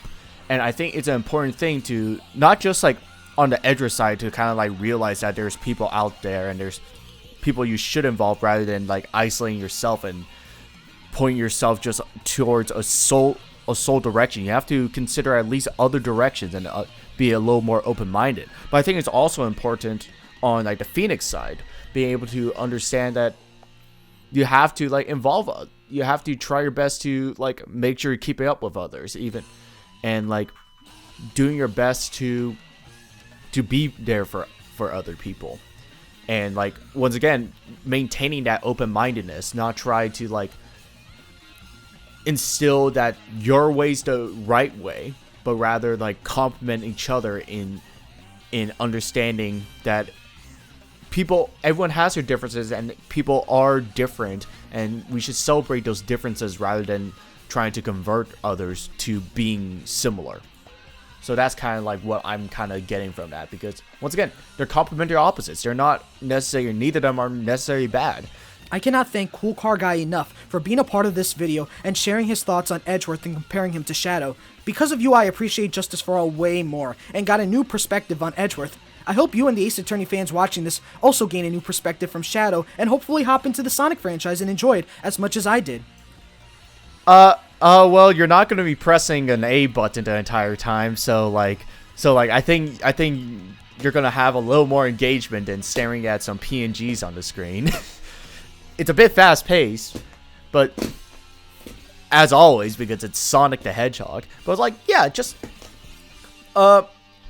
there's a lot of great Sonic games. I have a lot of Sonic friends. I can't name off the top of my head like the best of the best, but like, yeah, but like I love like just going through the old school Sonic games and like all the remasters of them. I think Sonic Mania was like one I played through a lot with a couple of friends, and it's just like it's a fun game, and like also like Sonic's the closest thing we have to Phoenix in Smash Bros. So that if there's any takeaway, there's that. Right. Thank you for having me. You look like a $3 whore. Before we continue, there's also another rivalry that Sonadow and Narumitsu resemble, and it's none other than the abridged besties of Pride shipping. Now, as someone who spent a whole event at a con hosting a Yu-Gi-Oh meetup and spending hundreds of dollars on Yu-Gi-Oh decks to see my new deck because I love this, I might show off my deck collection on a live stream, who knows? I didn't prepare for this, but a special Showa-era Higurashin does have a few things to say about such. Representing Canada, Shaggy Jeebus. I don't know a ton about Sonadow, but I am very familiar with shipping rivals, because there's a very famous ship from one of my favorite series, Yu-Gi-Oh! Yes, Kaiba and Yugi are a pairing that has been popular for a very long time, and it shares a lot of similarities to Sonadow. I am talking about Yami Yugi here, but I'm just going to call him Yugi because otherwise it'll turn into a mouthful real quick. Kaiba and Yugi, like Sonic and Shadow, are enemies turned rivals, and they are also complete opposites in some ways, but with enough similarities that they can relate to each other. Kaiba's intense desire for victory and arrogance about his strength clashes with Yugi's confidence and need to win. Because Yugi has battles that have to be won in order to save himself and his friends, or even the world, there is a lot of pressure on him. And Kaiba doesn't let him give up. He's always there pushing Yugi, showing him that a situation can always be turned around, that victory can always be grasped. Their outlooks are different, with Kaiba focusing on strength and what winning means, while Yugi uses his power to protect and enjoys playing duel monsters because it's fun. They are both smart and proud of their intelligence, and that's why they can respect one another, because they are the best duel monsters players, as they prove time and again. The characters' negative traits also keep them each in check. When Kaiba puts his life on the line at Pegasus' castle during Duelist Kingdom, Yugi is willing to sacrifice him in order to win. He is stopped by his other half, but the duel shows both him and Kaiba how determined Kaiba is, not to win, but to save his younger brother, Mokuba. Kaiba is no longer the heartless person he once was. Yugi also learns from that duel that he shouldn't be willing to sacrifice anybody just to win. He wanted to save his grandpa, but that shouldn't trump Kaiba's desire to save his brother. There had to be a way to save both of them without losing anybody else. Throughout Yu-Gi-Oh!, the pair push each other to improve, as well as stay on the right path. Yugi constantly tells Kaiba to value friendship, to stop trying to do everything alone, and while Kaiba always tells Yugi to shove it, he does listen to him and start opening up, ever so slowly. And Yugi values how hard he has to work to defeat Kaiba. Without Kaiba there challenging him, Yugi wouldn't be as careful as he is, maybe even becoming arrogant to the point of losing. Yugi likes Kaiba's tenacity, his unwillingness to give up, because Yugi does have moments of doubt, where he questions if he's doing the right thing. But Kaiba is always there to say that fighting for oneself isn't bad, whatever the reason. There you have it. Yugi isn't laid back the way Sonic is, but I still see a lot of similarities between Yugi and Kaiba and Sonic and Shadow. And while they're both fanships, I think they're both incredibly important. Headcanons matter because they show that a person is desiring representation.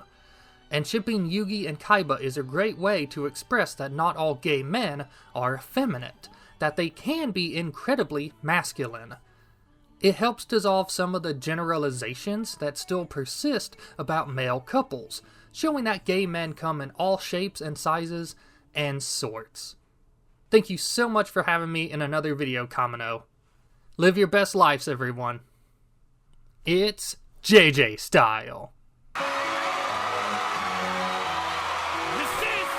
Thank you, JJ, for stalling so I can buy more decks and, maybe I will showcase my Yu-Gi-Oh! Deck collection sometime. Anyway, Shadow and Edgeworth. Narumitsu. There's another big factor that unites them both. Overcoming their past. Learning that the past is something they can't override, but having a healthy relationship with it and acknowledging the ability to move on is key, but never forgetting the fact that the past is crucial in who you are. This is best shown in the song, Without You. Without You is the song sung by Casey Lee Williams, all about Shadow's acceptance of Maria's passing and the pain it brings. Lyrics show how Shadow does have pain from the past, and that he wishes to change things and stop what happens. This is his arc in Generations, as he learns to still push through and fully accept that Maria is gone. He learns to know that Maria is always with him regardless if she's alive or not, because Shadow is fulfilling her wish, or considering the time loop his wish for her, and keeping it in his heart. Other lyrics shows that Shadow knows that he must let the timeline continue. He must not let Gerald or Maria be stuck in time. He might stand alone, but at least Maria still shines to this day in his heart. Always with Shadow, spiritually. If there's one thing you can take away from Without You through a queer lens, it's that Shadow's lonely. Shadow captures being a gay man struggling with his flawed past and accepting that he has to move on. The future may be scary, but with your queerness, you can move forward. But Shadow's not alone. He has his husband, Sonic. Kisses! Mwah, mwah. So, after all of this, it's obvious that yes, through my perspective, Sonadow Generations can be a queer story. A story about LGBTQ people celebrating their past or looking back at their trauma. Understand what made them who they are, being able to define themselves. Sonadow Generations was born to make history. Sonadow Generations is Yuri on Ice. Sonadow Generations and Yuri on Ice are both stories of acknowledging your past to keep going forward. It's a story about acknowledging the flaws of your past and the pain it brought you, not as a means to demotivate you or haunt you, but rather as a form of encouragement to keep going forward. Throughout both series, Yuri and Shadow are called back to their past, their failures, and sometimes their good memories to not only give them motivation to go forward, but also to help them learn what their lives mean to them. Yuri recalls back to his memories of failure and his career before Victor, not as a means to dread his next skating season or his potential failure, but rather as a means to find inspiration. When Victor tells Yuri to go back into his past, it's meant to encourage him. It's meant for him to realize why he loved figure skating so much, what motivated him, and why he has to keep moving forward. Because if he wants to win a gold medal and bring Victor back to the rink, he has to not only excel in figure skating, but regain his love for such. Even through his failures and falls, he can still power through and realize why he loved figure skating and what was truly holding him back for so long. Yuri was held back, not because he was a bad figure skater, but because he didn't love himself as a figure skater. Through Victor, he not only finds the love of his life and his motive to keep going, but also finds love for the passionate hobby he once had. Yuri's story is the equivalent to Shadow's story. When Shadow goes through his past in Shadow Generations because of Black Doom, it's not because of his desire to self-loathe or have anger towards Black Doom, but rather to fulfill his wish for Maria, or more so, his wish. The full circle wish of wanting people to be happy. Shadow goes through these worlds not as a means to be filled with dread like Black Doom wants him to, but because he has Maria to fight for. Shadow doesn't focus on beating Black Doom out of anger, but because he knows it's right and what it's needed to keep going forward. He can't give up, but he can't let anger and hatred fill his heart. He can only cling to hope and his strength to keep going forward, letting go of their flaws that have made them fail before and continuing to fight for their goals even with.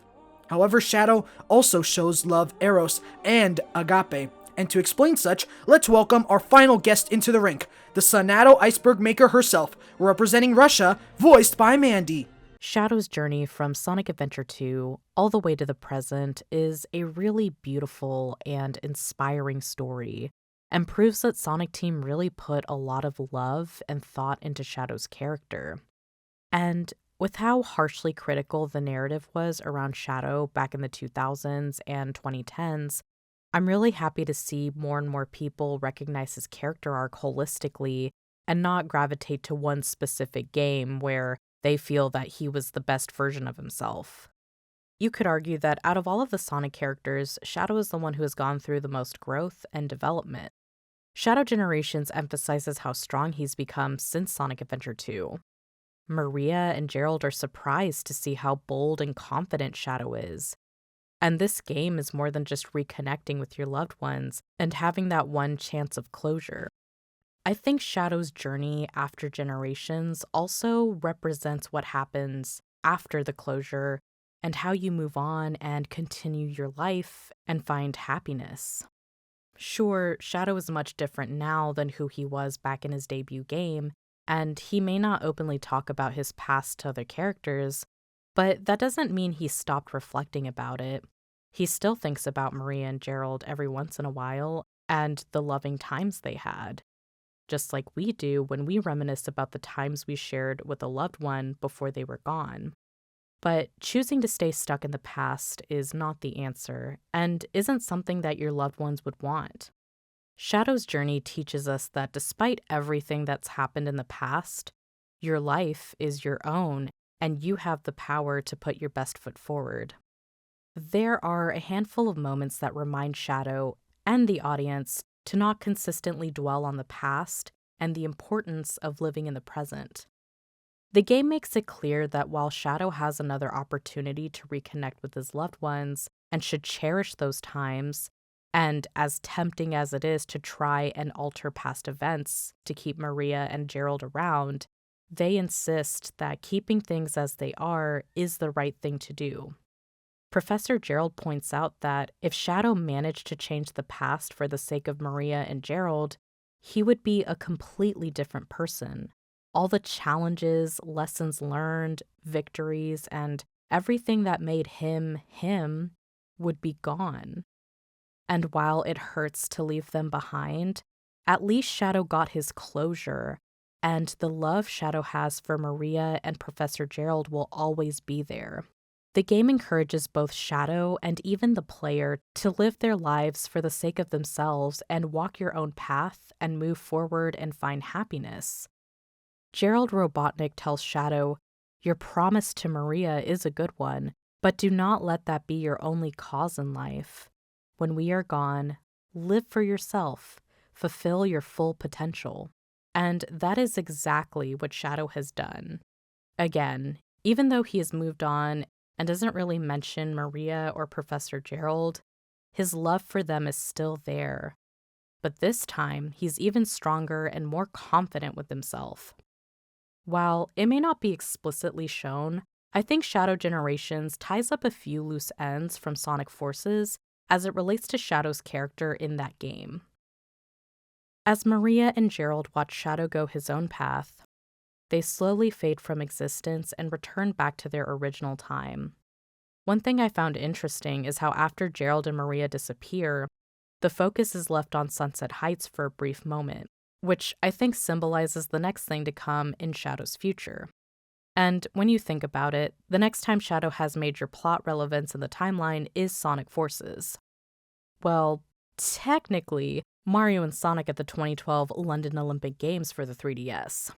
Him and Silver, and briefly Jet, help Sonic and Tails figure out the cause of this mysterious fog that randomly appeared in London, and bully Bowser Jr.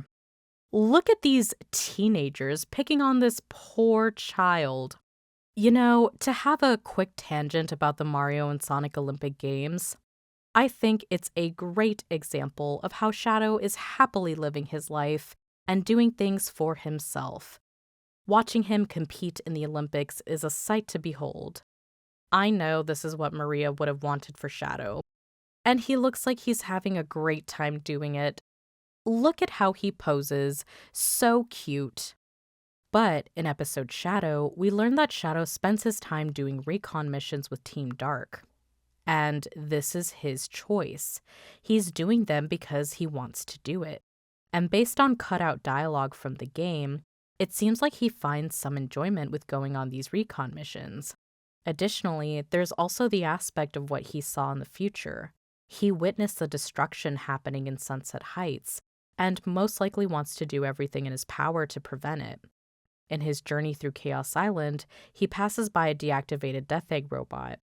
He knows that this has to be Eggman's doing, so he spends his time working on Eggman-related recon missions and stopping his plans whenever and wherever he can. As Infinite puts it, it's a long list of Eggman bases that he tore down without a second thought. Shadow Generations really puts Shadow's characterization and Forces into perspective, which I actually thought Shadow was great in Forces. I don't understand the hate at all. I guess people didn't like the way he treated Infinite, but come on. He deserved it. Him completely decimating Infinite and his squad makes a lot of sense. It's simple. They are working for Eggman, and that might possibly contribute to this bleak future that he witnessed. He's not messing around. He's not playing any more games with Eggman. But interestingly, you don't see that rage that he felt with Black Doom in Shadow Generations. As Maria wished, he doesn't give in to that anger. Instead, when he attacks, it's with conviction and determination. And that is so fascinating to see. He puts Infinite in his place, and ever so calmly tells him not to show his loser mug around him ever again. But one thing that Shadow did not take into account is that Infinite is a brat and one of the meanest mean girls right behind Mephiles. Infinite is a mean girl. And his way of getting revenge is to go after the people that Shadow loves. First of all, he targets Omega, Shadow's bestie, and then he makes a Phantom Ruby clone of Shadow, uses that clone to attack Sonic, and makes Sonic doubt his relationship with his rival boyfriend-lover for half a year. Which is pretty diabolical if you ask me. Like, imagine if the mean girl at your school got your best friend expelled, then framed you for something that you didn't do, ruined your relationship with your partner, and then turned everyone against you. That's basically what he did. But love prevails in the end, you know? And in Forces, Shadow's love for Sonic is there. In episode Shadow, there's a specific line that Infinite says that seems to haunt Shadow. Not even Sonic can stand against me now. Infinite's voice actor, Liam O'Brien, recorded 2 separate takes of this line. The first time you hear this line is when Infinite is gloating about the amount of power he has and how Shadow has become so insignificant to him. And he sounds crazy. But the second time you hear this is through Shadow's memory, and Infinite sounds a lot more ruthless and threatening, more calculated and controlled. Not even Sonic will be able to stand against me now. Not even Sonic will be able to stand against me now. The fact that Infinite's next target could be Sonic worries Shadow. And from there, Shadow and Rouge discovered that Sonic has been defeated by Eggman and presumably died. And then you don't see Shadow again until halfway through the game. Forces doesn't really tell us what Shadow was doing during those 6 months, but I would imagine that he spent that time looking for Sonic. And once Shadow reunites with him, he doesn't just slink away and go missing again. He is on the front lines with the Resistance and is actively helping them trying to stop Eggman, Infinite, and the power of the Phantom Ruby. Even after losing Maria and Gerald again, Forces shows that Shadow is doing well. He is living his life. He learns to smile again. He genuinely seems content. He allows himself to be around others. You know what I find really interesting about Forces ending? Is that the roles with Sonic and Shadow are reversed. Shadow chooses to be in a room full of people, while Sonic is the one who's choosing to be alone and staring out into the sunset. Who knows what he's thinking about, but he seems to be reflecting about something. While Shadow is sitting in the back, quietly listening to everyone, he's just there and in the moment. Sonic and your avatar go separate ways, and presumably Shadow goes his separate way as well. Like I mentioned before, Shadow Generations really puts other Sonic games into perspective, especially Sonic Forces. It is so interesting to look back to Forces after playing Shadow Generations and knowing that he saw Sunset Heights and Chaos Island. He had a glimpse of the distant future, and it looked very bleak. Which, in turn, explains most of his actions and why he is so merciless with his adversaries. It's going to be interesting to see what Shadow will do after Sonic Forces. How will he continue to live his life, and what other adventures is he going to have? What other moments will Shadow and Sonic share? Well, as the writer's notes of their July 2021 Sonic Channel story would say, these two have a rare and up-close, personal relationship. From now on, Sonic and Shadow will continue to be active as their hearts desire, bumping into each other every time they meet, passing each other, and sometimes even dividing into friend and foe. Well, let's face it, more like boyfriend/lovers. Or even a pair of shooting stars. I know the spun threads of fate will continue to cycle through for Sonic and Shadow will continue to put his best foot forward, and we're all here to see it. Victor's story is like Sonic's story. Both are people deemed heroes celebrating their successes and their champions. However, they also help others try to overcome difficult times and see it through that they no longer have to worry about being in pain. And of course, there's going to be people out to get you. There are going to be people that will take advantage and profit off of your pain, but it's in these moments where you'll strive and be able to blossom. It's your character that's tested, and you'll prove to the world who you are. Aside from sharing themes such as going back into your past, another theme Sonadow Generations and Yuri on Ice shares is parallel fates. Like how Yuri and Victor both wanted to be the gold medalist in the Grand Prix, Sonic and Shadow wanted to restore the world and stop their respective villains from distorting time. They wanted to show the world they can do it together while lovers. But where one was able to succeed, the other fell to second place, and their story cut short. Now let's come out of my queer lens. It's obvious Sonic X Shadow isn't a queer story, and that this is my own opinion, especially in comparison to Yuri on Ice, which is visibly queer and authentic as possible. However, I want to call back to another video, more specifically a dynamic between two dogs, Madarao and Gulliboy Chinook. If Yuri on Ice is Madarao, then Sonadow Generations are Gulliboy Chinook. If we recall to my video on it, I stated, 1. Madarao is queer representation because he is explicitly gay in the story, and his gay identity is directly tied to his character motive and personality, instead of just being a fashion statement or a random factoid. The other, Gulliboy Chinook, is queer representation because he was never made with the intention of being LGBTQ, nor explicitly fitting into Western identity politics or labels, but rather is a representation of the LGBTQ experience and their struggles in a collective society dominated by the idea of collectivism and not individualism. Both, in my opinion, are valid. Wanna know why? Because there's no rules as to what is queer representation and what not. And Sonadow and Yuri on Ice can correlate to that, as while Yuri on Ice is visible queerness, Sonadow Generations is one that can be open for interpretation and a representation of such. Sonic and Shadow's stories resonate with queer people who love the Sonic franchise. Sonadow Generations isn't one-to-one queer, nor has Sega confirmed it, but through a queer lens, and considering recent events, it can be a way for queer people to attach and share their story through such, a means to help express who they are with characters they resonated with. Sonadow Generations was the game we needed. It was part of an amazing fall of great releases back to back. It was a way to reintroduce Shadow outside of the movie, and more importantly, it gives you hope. It gives you a lens of your past in order to not only seek out the present, but develop a better future.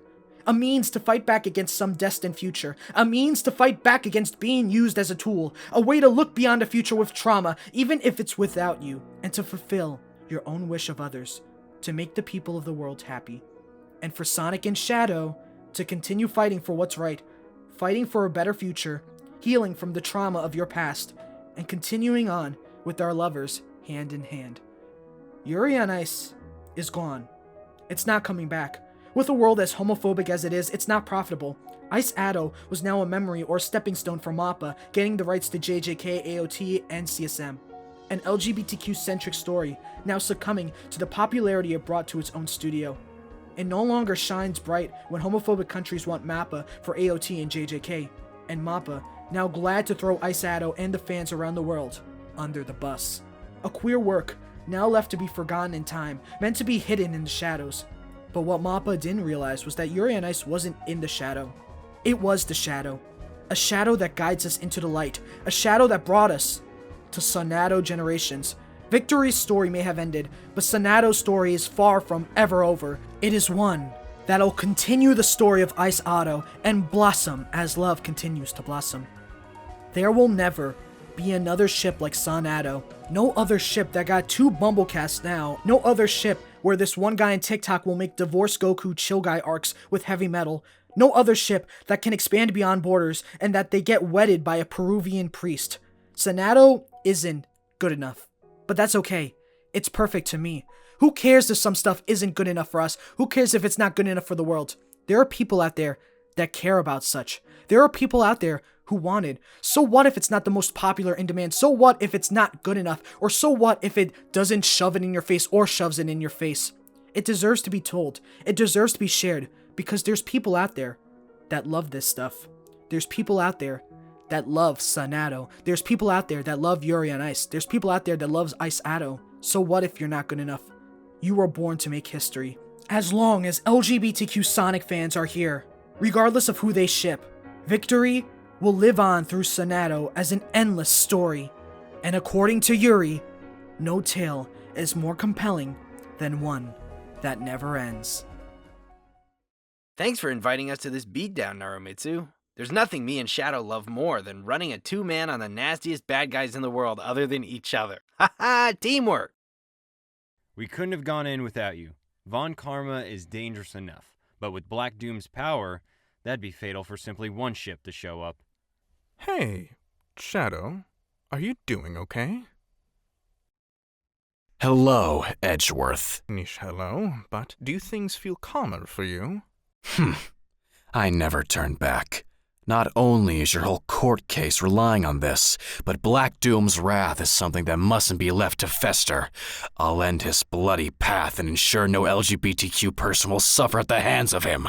Teshin is going to pick up the backpack we called for. Until then, we stall till everyone gets here. There he is. We got you now, Black Doom Von Karma. It appears you four didn't cower away after taking down my pawns. Now the divine comedy can truly begin. Black Doom Von Karma! You have taken the lives of Yuri on Ice. You have spread nothing but terror and fear in the LGBTQ community. As CEO of Lambda Legal, I will prosecute you to the highest degree of hate crime. Don't expect a defense attorney either.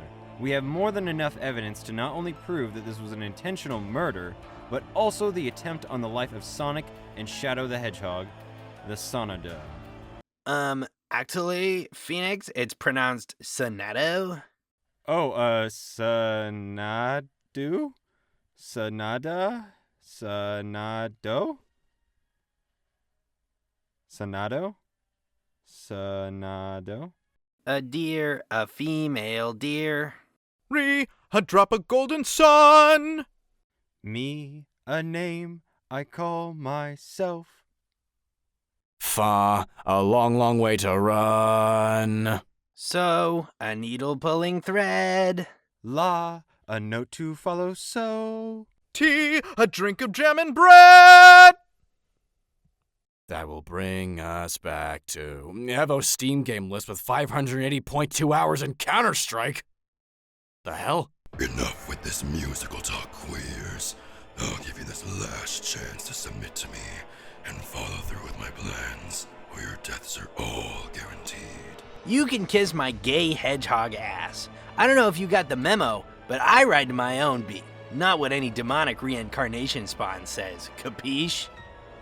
And I don't plan on sacrificing the law for anything. What is your deal anyway? Why is it that the Yuri on Ice gets low diffed? Phoenix manners! Right, sorry. Why is it that the Yuri on Ice gets extreme diffed? Yet you're offering us a spot in your entourage. Make it make sense.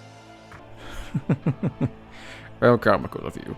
Did you two blue suits and pronouns think you were my target audience? I was referring to your loving partners in red. Oh, I know who you two are, Miles Edgeworth and Shadow the Hedgehog.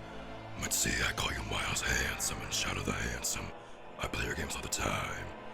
We used to work together, the two of us.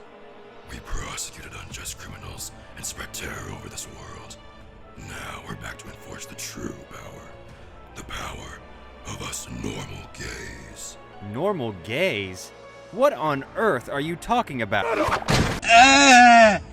Phoenix! While in hell, plotting our revenge, we heard of a wise man on a podcast who claimed for the salvation and need of the normal gays. This intellectual rang a bell in our head, and we plotted a plan with other normal gays and decided to establish the gay hierarchy. We will now ensure a future where only true, normal, homosexuals will prosper and live in harmony in the world. Normal homosexuals? I hate to rain on this little rebirth parade, but the concept of normal is simply subjective. Saying something is normal is fine, but declaring something as abnormal seems to indicate a sense of arrogance surrounding yourself. No? Are you referencing the couch guy? I love geography, so we were 25, we made this. We thought this was cute. A map? What on earth is this? The first is the south side, and this world I'll dedicate to Shadow. You see, I believe he'll rule Dummy Bottom Capital. These are the mountains, that's where the snow and river is. And here is Central. Edgeworth, you'll rule the trees. Lickjob Town, Suck City, Sit on Face Way, Fought Job, Butt Town. How do you consider this normal gay Black Voondon Karma behavior? Tell me, Miles Edgeworth, how many trans people do you see wearing cat ears in public and those weird miniskirts? How many lesbians do you see trying to blend in? How many asexuals do you see talking about navigating their dating life? This LGBTQIA alphabet mafia is destroying our community. Us normal gays are ashamed by such. This community has a lack of morality and must be purged in order for us to be accepted. Do you want to go back to being shunned for who we were? Do you want to be bullied for being different?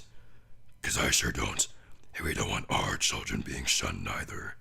So in an effort to appeal to someone who wants to see normal gays, you'll kill anyone you don't deem normal, including Yuri on Ice! We have other gay friends. Name 3.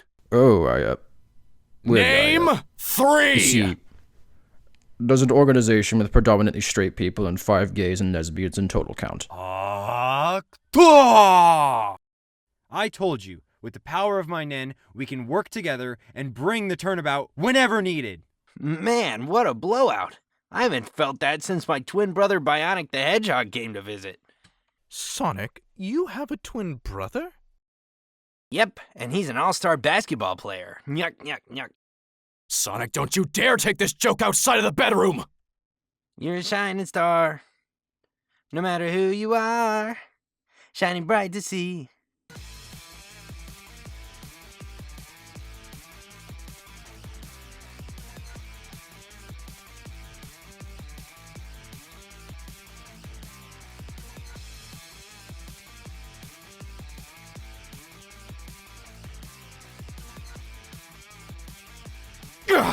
Shadow! Turnabout!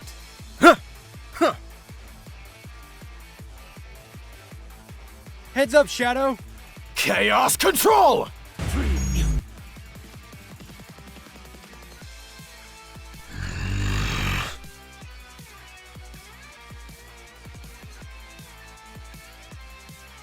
Sonic, Shadow, up for a bit of tennis.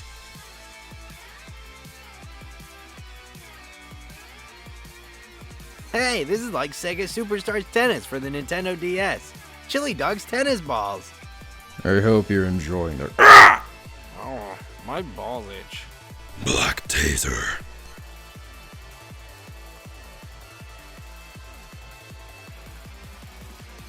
Shadow, my My sweet little milk hedgehog. Why don't you abandon this freaky queer hog and join me? Your body was made to rule over the homosexuals. It's embarrassing enough you resorted to begging for me to join your pathetic cause, but it's another to even think that I'll turn against the man I love too much for it, whether or not you're with that shawarma. You really are an inferior being. You tell him, Shad. Sonic, watch out! Ah! Shadow! Attorney's badge shield. Shadow, how are you holding up? I'll manage. Doesn't help that he got on my nerves there. It appears you got a flu going. No matter, I already know your weakness. Behold, secret Yaoi dark power. Dog Shaker! No. Not right now. You fought well, edgy boy. But alas, I'm afraid if I can't do business with you, I'll simply end it here. Edgeworth, watch out! Phoenix! Shadow, no, don't go numb on me yet, honey. Phoenix, please, don't fall asleep. Banana. Edgeworth, watch out! Better luck next time, edgy boy.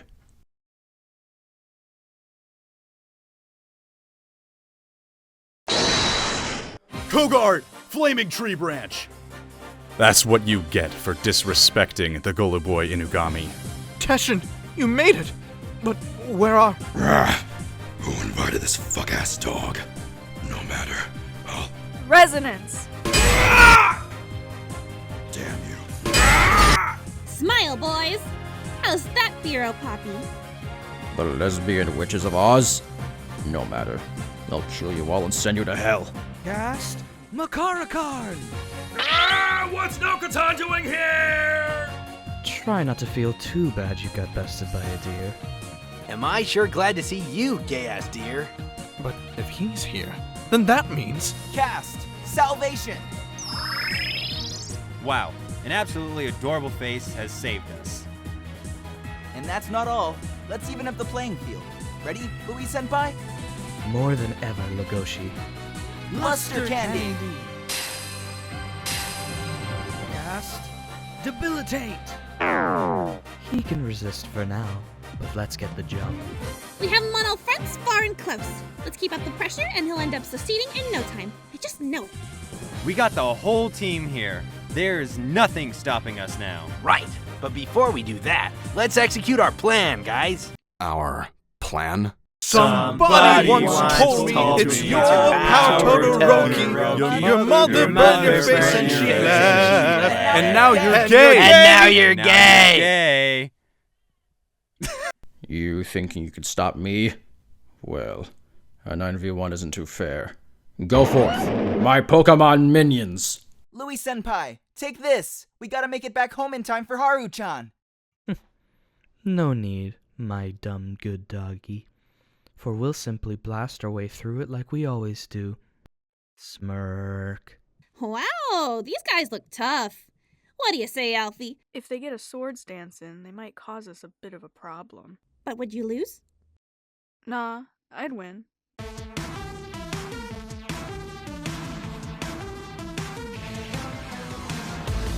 Don't be offended by my friend Kameno-o.bsky. Sorry. Black Taser. Cast Thunder Rain! Domain amplification technique. Throttling bounce back. Now, Elphie! Cursed weapons, silver belt.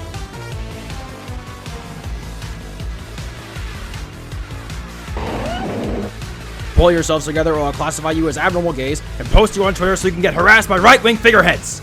Glinda! It's Glinda, actually. Oops. Glinda, let's execute our plan. You got it, Cherrywinkle. Domain concentration. Elphaba, go! Domain expansion. Random ass bathroom. Now you will fear her!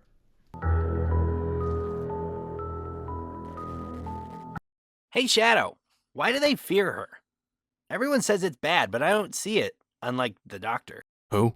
If there's one thing I've learned, is that goodness knows the wicked lives are strongly. Goodness knows the wicked strives well.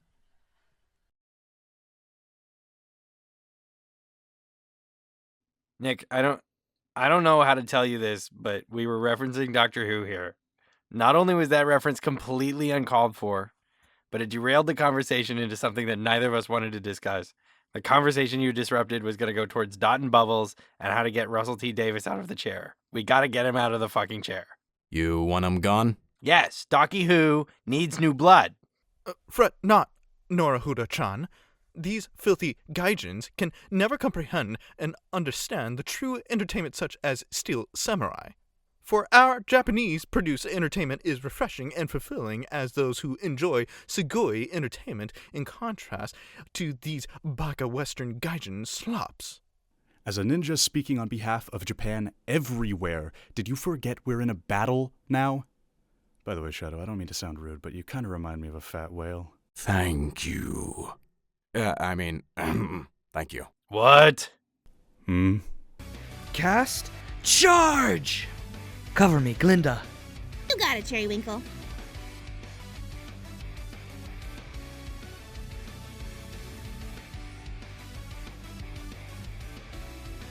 Legosi, ready to execute our plan? Let's do it, Elphaba.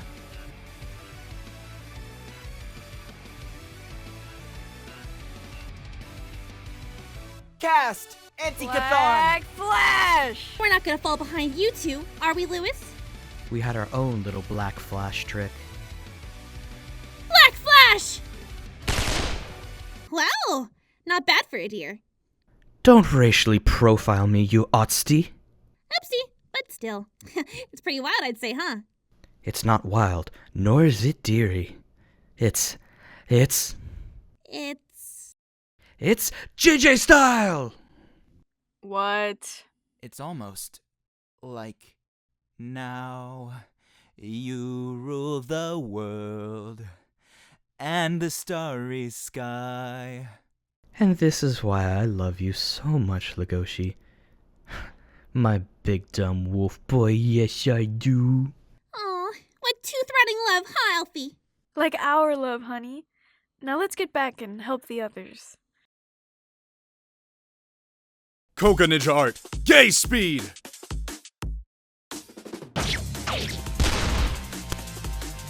Sonic, now!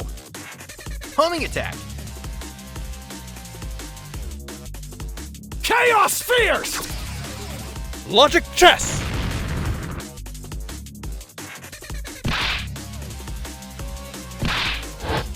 Not even my molars can chomp through these. Oh yeah, the giggle.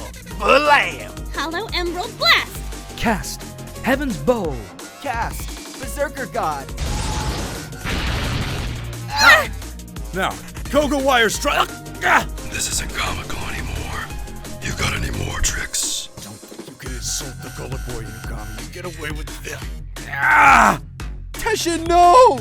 Why do you care? This ain't a normal gay. You want peace and for this to end. Just succumb and understand that beating you all up and pushing you towards near death is important to our safety as homosexuals. I don't understand. Your stupid plan to make us all gays just normal? It's wrong. You did it, but you killed them. You killed Yuri on Ice. They will never see the community again. They will never feel anything anymore. They will no longer talk, no longer laugh, cry. Okay, now try to express your grief and anger without pulling a James Somerton on Final Fantasy VII. Translator's note. James Somerton means plagiarizing. They'll never be able to see gay marriage legalized in their glorious Nihon. There we go. Good boy. He's going full-on stereotypical 2000s otaku. This is bad. Oh, this existential talk. What? All these pop culture references, all this yap for some random figure skaters that contributed nothing meaningful to society. It's actually comedic. Shut up! Just shut up! You can talk all you want, it's not gonna change nothing. It's not gonna change. It's not gonna change nothing. You're still in that motel. You're still in that motel. Yuri on Ice should have been here. Don't pose like that, Sonic. TikTok's gonna edit you to make it look like you're taking back shots from Gojo. How comedic. All this resistance and desire to be an individual, yet all of you fall and lie on the ground like ants. It's funny, however, because that's what gays are. Ants to serve a bigger purpose. You all finally realize that the best way to succeed in a society is simply follow the leader, stay in line, and perhaps maybe things will look better in your humorous life. It seems you two queers are still standing. Well, what tricks can you pull? Chess? Swiss rolls? Nothing but entertainment. Then again, I do love you both. Damn you. For someone raised around perfection, you seem to care a lot about some imperfect figure skaters. So imperfect they couldn't even fight for their lives. Well now, Toothache, what matters to you whether those queers lived or died? I can't counter this logic. Is it over? No. It can't. Want to hear what I think? Yuri on Ice didn't mean shit to me! Chads, what are you? If you were to ask me before all this what a Yuri and Victor was, I wouldn't be able to differentiate it between that and the piss on the floor. But no, I'm not here because of that. I'm here because you think you can decide what's right or wrong and who lives or who dies! Look at you defying gravity. Look at you, little Miss Blow of the World. A former villain like you telling me what's justice. As if I listened to the jokes of you. Justice is the natural tool of society. It helps make our civilizations grow and nourish our lives for eons. We gays finally have a chance to enact justice and prosper in our own way. And now you don't want that. Sounds to me like you haven't learned your history. Order is Riddle me this, riddle nuts. Where did I mention anything about justice? Shadow. I don't care about this justice, hero, or dark themes you got going on here. It can all piss right off. A long time ago, I made a promise to a girl, someone very special to me. She told me to give people a chance to live, allow them to be happy. She knew I could do it, and because of that, I told myself to fulfill her wish. Maria's last words are my justice. Nothing more, nothing less. And for you to kill Yuri on Ice, take away their happiness, and rob them of their chance to be happy, let alone proudly advertising that you do it again to anyone who doesn't follow what you want for gay people. I no longer have anger. I am past that. But I have my resolve to continue on. And that's why I'm fighting you. Because you defiled the people in my life I want to make smile. Shadow's right. So what if some gays fit in, stand out, or even both? What matters is that we have families, friends, lovers, people who care about us. Our bonds are our justice, because their desire for us to keep living and break through the adventures every day helps us live and learn. Sonic? Phoenix! You two spiky boys are right. When I became a lawyer, I did it not only because I loved Edgeworth and wanted to see him again, but because I knew I had to be the hero Edgy was to me. Phoenix. And as time went on, I've been and seen so much. But there's one thing I learned through my trials and tribulations as an ace attorney.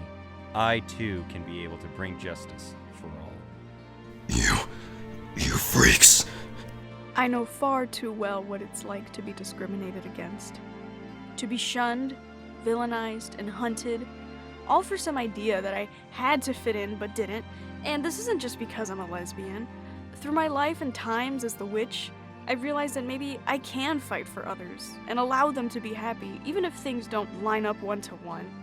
So what if things ain't perfect, but as far as I'm concerned, your justice not only contradicts mine, it means nothing for us Osties. To quote the Persona series, you're nothing more than some kid throwing a temper tantrum. Keep your power fantasy to yourself and leave those uninterested alone. I couldn't have been Princess of Oz without these two things. My girlfriend Elphie, always guiding me and ensuring the best in Oz. And knowing that we, as Ozties and magical creatures, have different paths and roads in life. What good would I be if I decided to go and call all the shots and demand everyone to bow to me? You're not only unfit to stand in Oz, but anywhere queer people can live and express themselves. You got a lot of nerve going around here like a superhero with a stick up his ass. But alas, I can't complain. Nokotan. It wasn't too long ago where I thought a leader meant being as pretentious and thick-headed as you. But unlike you, I grew up. It was thanks to my boyfriend, Legosi, here, that I now see you as nothing more than a brat throwing a temper tantrum.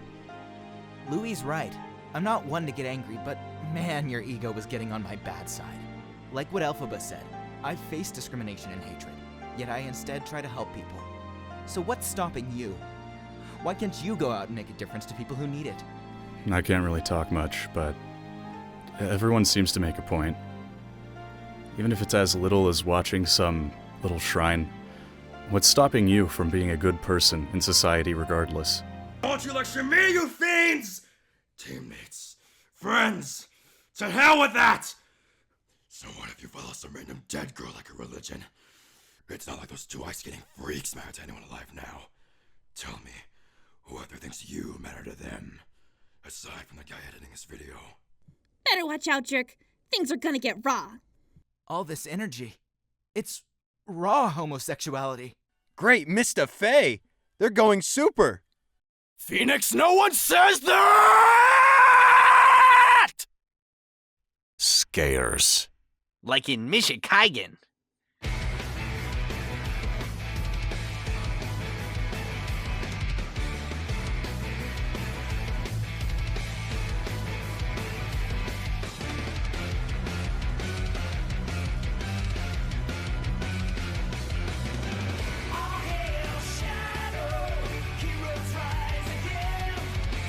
Quadruple Soul Chow! Quadruple toe loop.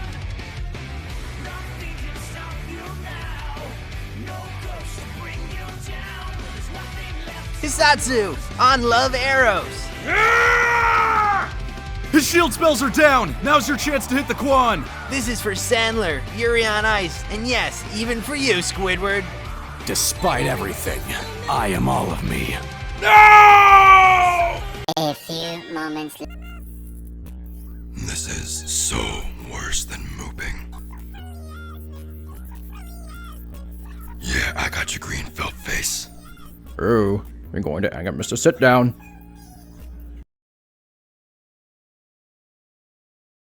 Is Sonic crying? Mad? Which is it? Sonic, we did great, right? The only thing I could think of is how to surprise you more than you surprised me. Yuri on Ice. A long time ago, you made people happy. Your story taught millions of people that despite their circumstances, their challenges, and their status, that they were, indeed, born to make history. We will never forget you or your Ice Adolescence. We will honor your legacy and teach people to have hope. Oh, oh, oh.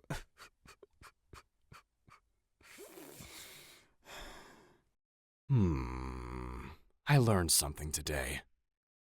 You learn something every day for as long as you live. I'm gonna dedicate my life to guarding the Goleboy Inugami and all queers that need luck. Does that mean you'll stop crashing at our place? No, your couch is too comfy to just up and move out of there with that job. Yuri on Ice taught me the valuable lesson that fitting in is overrated. It's better to just be ourselves. Through our authentic self, we will find people that will cherish us for generations to come. I think that's why our differences matter. Who would we be without expressing our true self? Without rebelling, I'd just be a tool for an idea I despise. I'm glad I did that. I'm glad I'm here, standing now. Yeah, that makes sense. What do you think, Sonic? Why did we bury Yuri on ice next to my father's grave? Oh, but back on topic. I think maybe the... Okay, no. I ain't reading this. This is stupid. Huh? Hey, don't break the fourth wall. Relax, Kamen. He's not breaking it. He's just atop the fourth wall right now. Plus, this is stupid.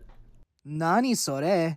Yuri on Ice taught us that the real wicked Beastars were the ace attorneys we will be for generations to come. Dude, that doesn't make any sense. Okay, look, in my defense... And by defying gravity in our pursuit of our wild side, we live and learn. Okay, I'm sorry, but this is... Okay, seems everyone now is a winner. How about this? By showing our monsters for good, by opening our heart, we learn that Jinsei wa Subara. We've been recording for 3 days straight. We need a break. Bro, I am sitting here. My ass is sore. I have giant open wounds on my legs and arms because of how many times you've whipped me for getting a line wrong. I can't handle this anymore. I can't handle this. This is definitely a non-union project. How dare you do this to my husband? I'm the husband in question, and I'm pissed off. Pissed? Off. Pissed, period, off, period. Yeah. Literally. What my husband said. Exactly what I said. So there. I'm laying under my desk right now because I haven't slept in 3 days. 3 days! That's how long we've been recording. 3 friggin' days! Does that guy look like him? How do you know my college? Our goodbyes make us real. The fact that we're here, mourning a death, someone who we will never see again, shows that we are living beings with soul. The fact we're sad over the loss of others doesn't mean our lives are miserable. It means our existence was meaningful. It means that even through our darkest times, we still had positive moments and memories that not even death can take away from us. It means not only are we living a life that has value, but it means that we are surrounding ourselves with people who give us a reason to push forward, to always carry each other in our heart, both living and dead. They always say, nostalgia is proof that you are living a life worth living. It is a privilege to yearn for your own memories. And for those who have passed on, I guess it is a privilege that they'll never be forgotten and cherished, even by those who only knew them for a second. Couldn't have said it better myself, Shadow. Whether it's the friends of family, or simply our partner, will all die and vanish from this world. But instead of mourning and trying to be perfect, allow yourself to live, and it will be your grave that tells you not only the life you live, but the legacy and memories that will carry on by the people whose heart you've chose. Oh, speaking of graves, the Cherryton Drama Club actually helped recreate Ice Adolescence. The movie theater is showing it in theaters before it gets into the Yaoi Film Festival Theater. We should go. Please let dogs be allowed. Don't worry, canine Oofiekins. This theater is actually owned by Oz residents. We welcome anyone that doesn't sneeze too loud. We don't have tickets. We just got a letter from our dear Ramsey's lucky owl. It's addressed to you, Shadow. I wonder what he has to say.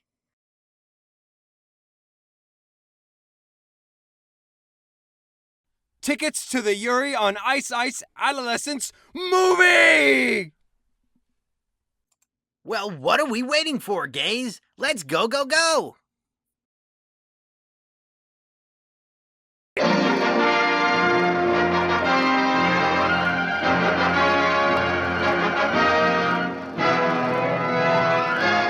Fort Blocks, home to over 5 billion Krabby Patties. What evil mastermind would dare infiltrate this fortified fort and make off with its treasure?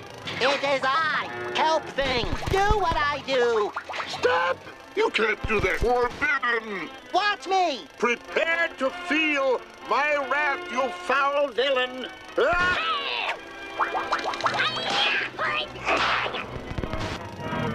You may have won the Krabby Patties, but the battle rages on. Mermaid Miracle Boy, unite! It was watching me on the big screen with my husband Sonic where I realized sometimes you have to be the wicked Beastar that will make you become the Ace Attorney that will preserve your shadow for generations. But more importantly, that I am fearless!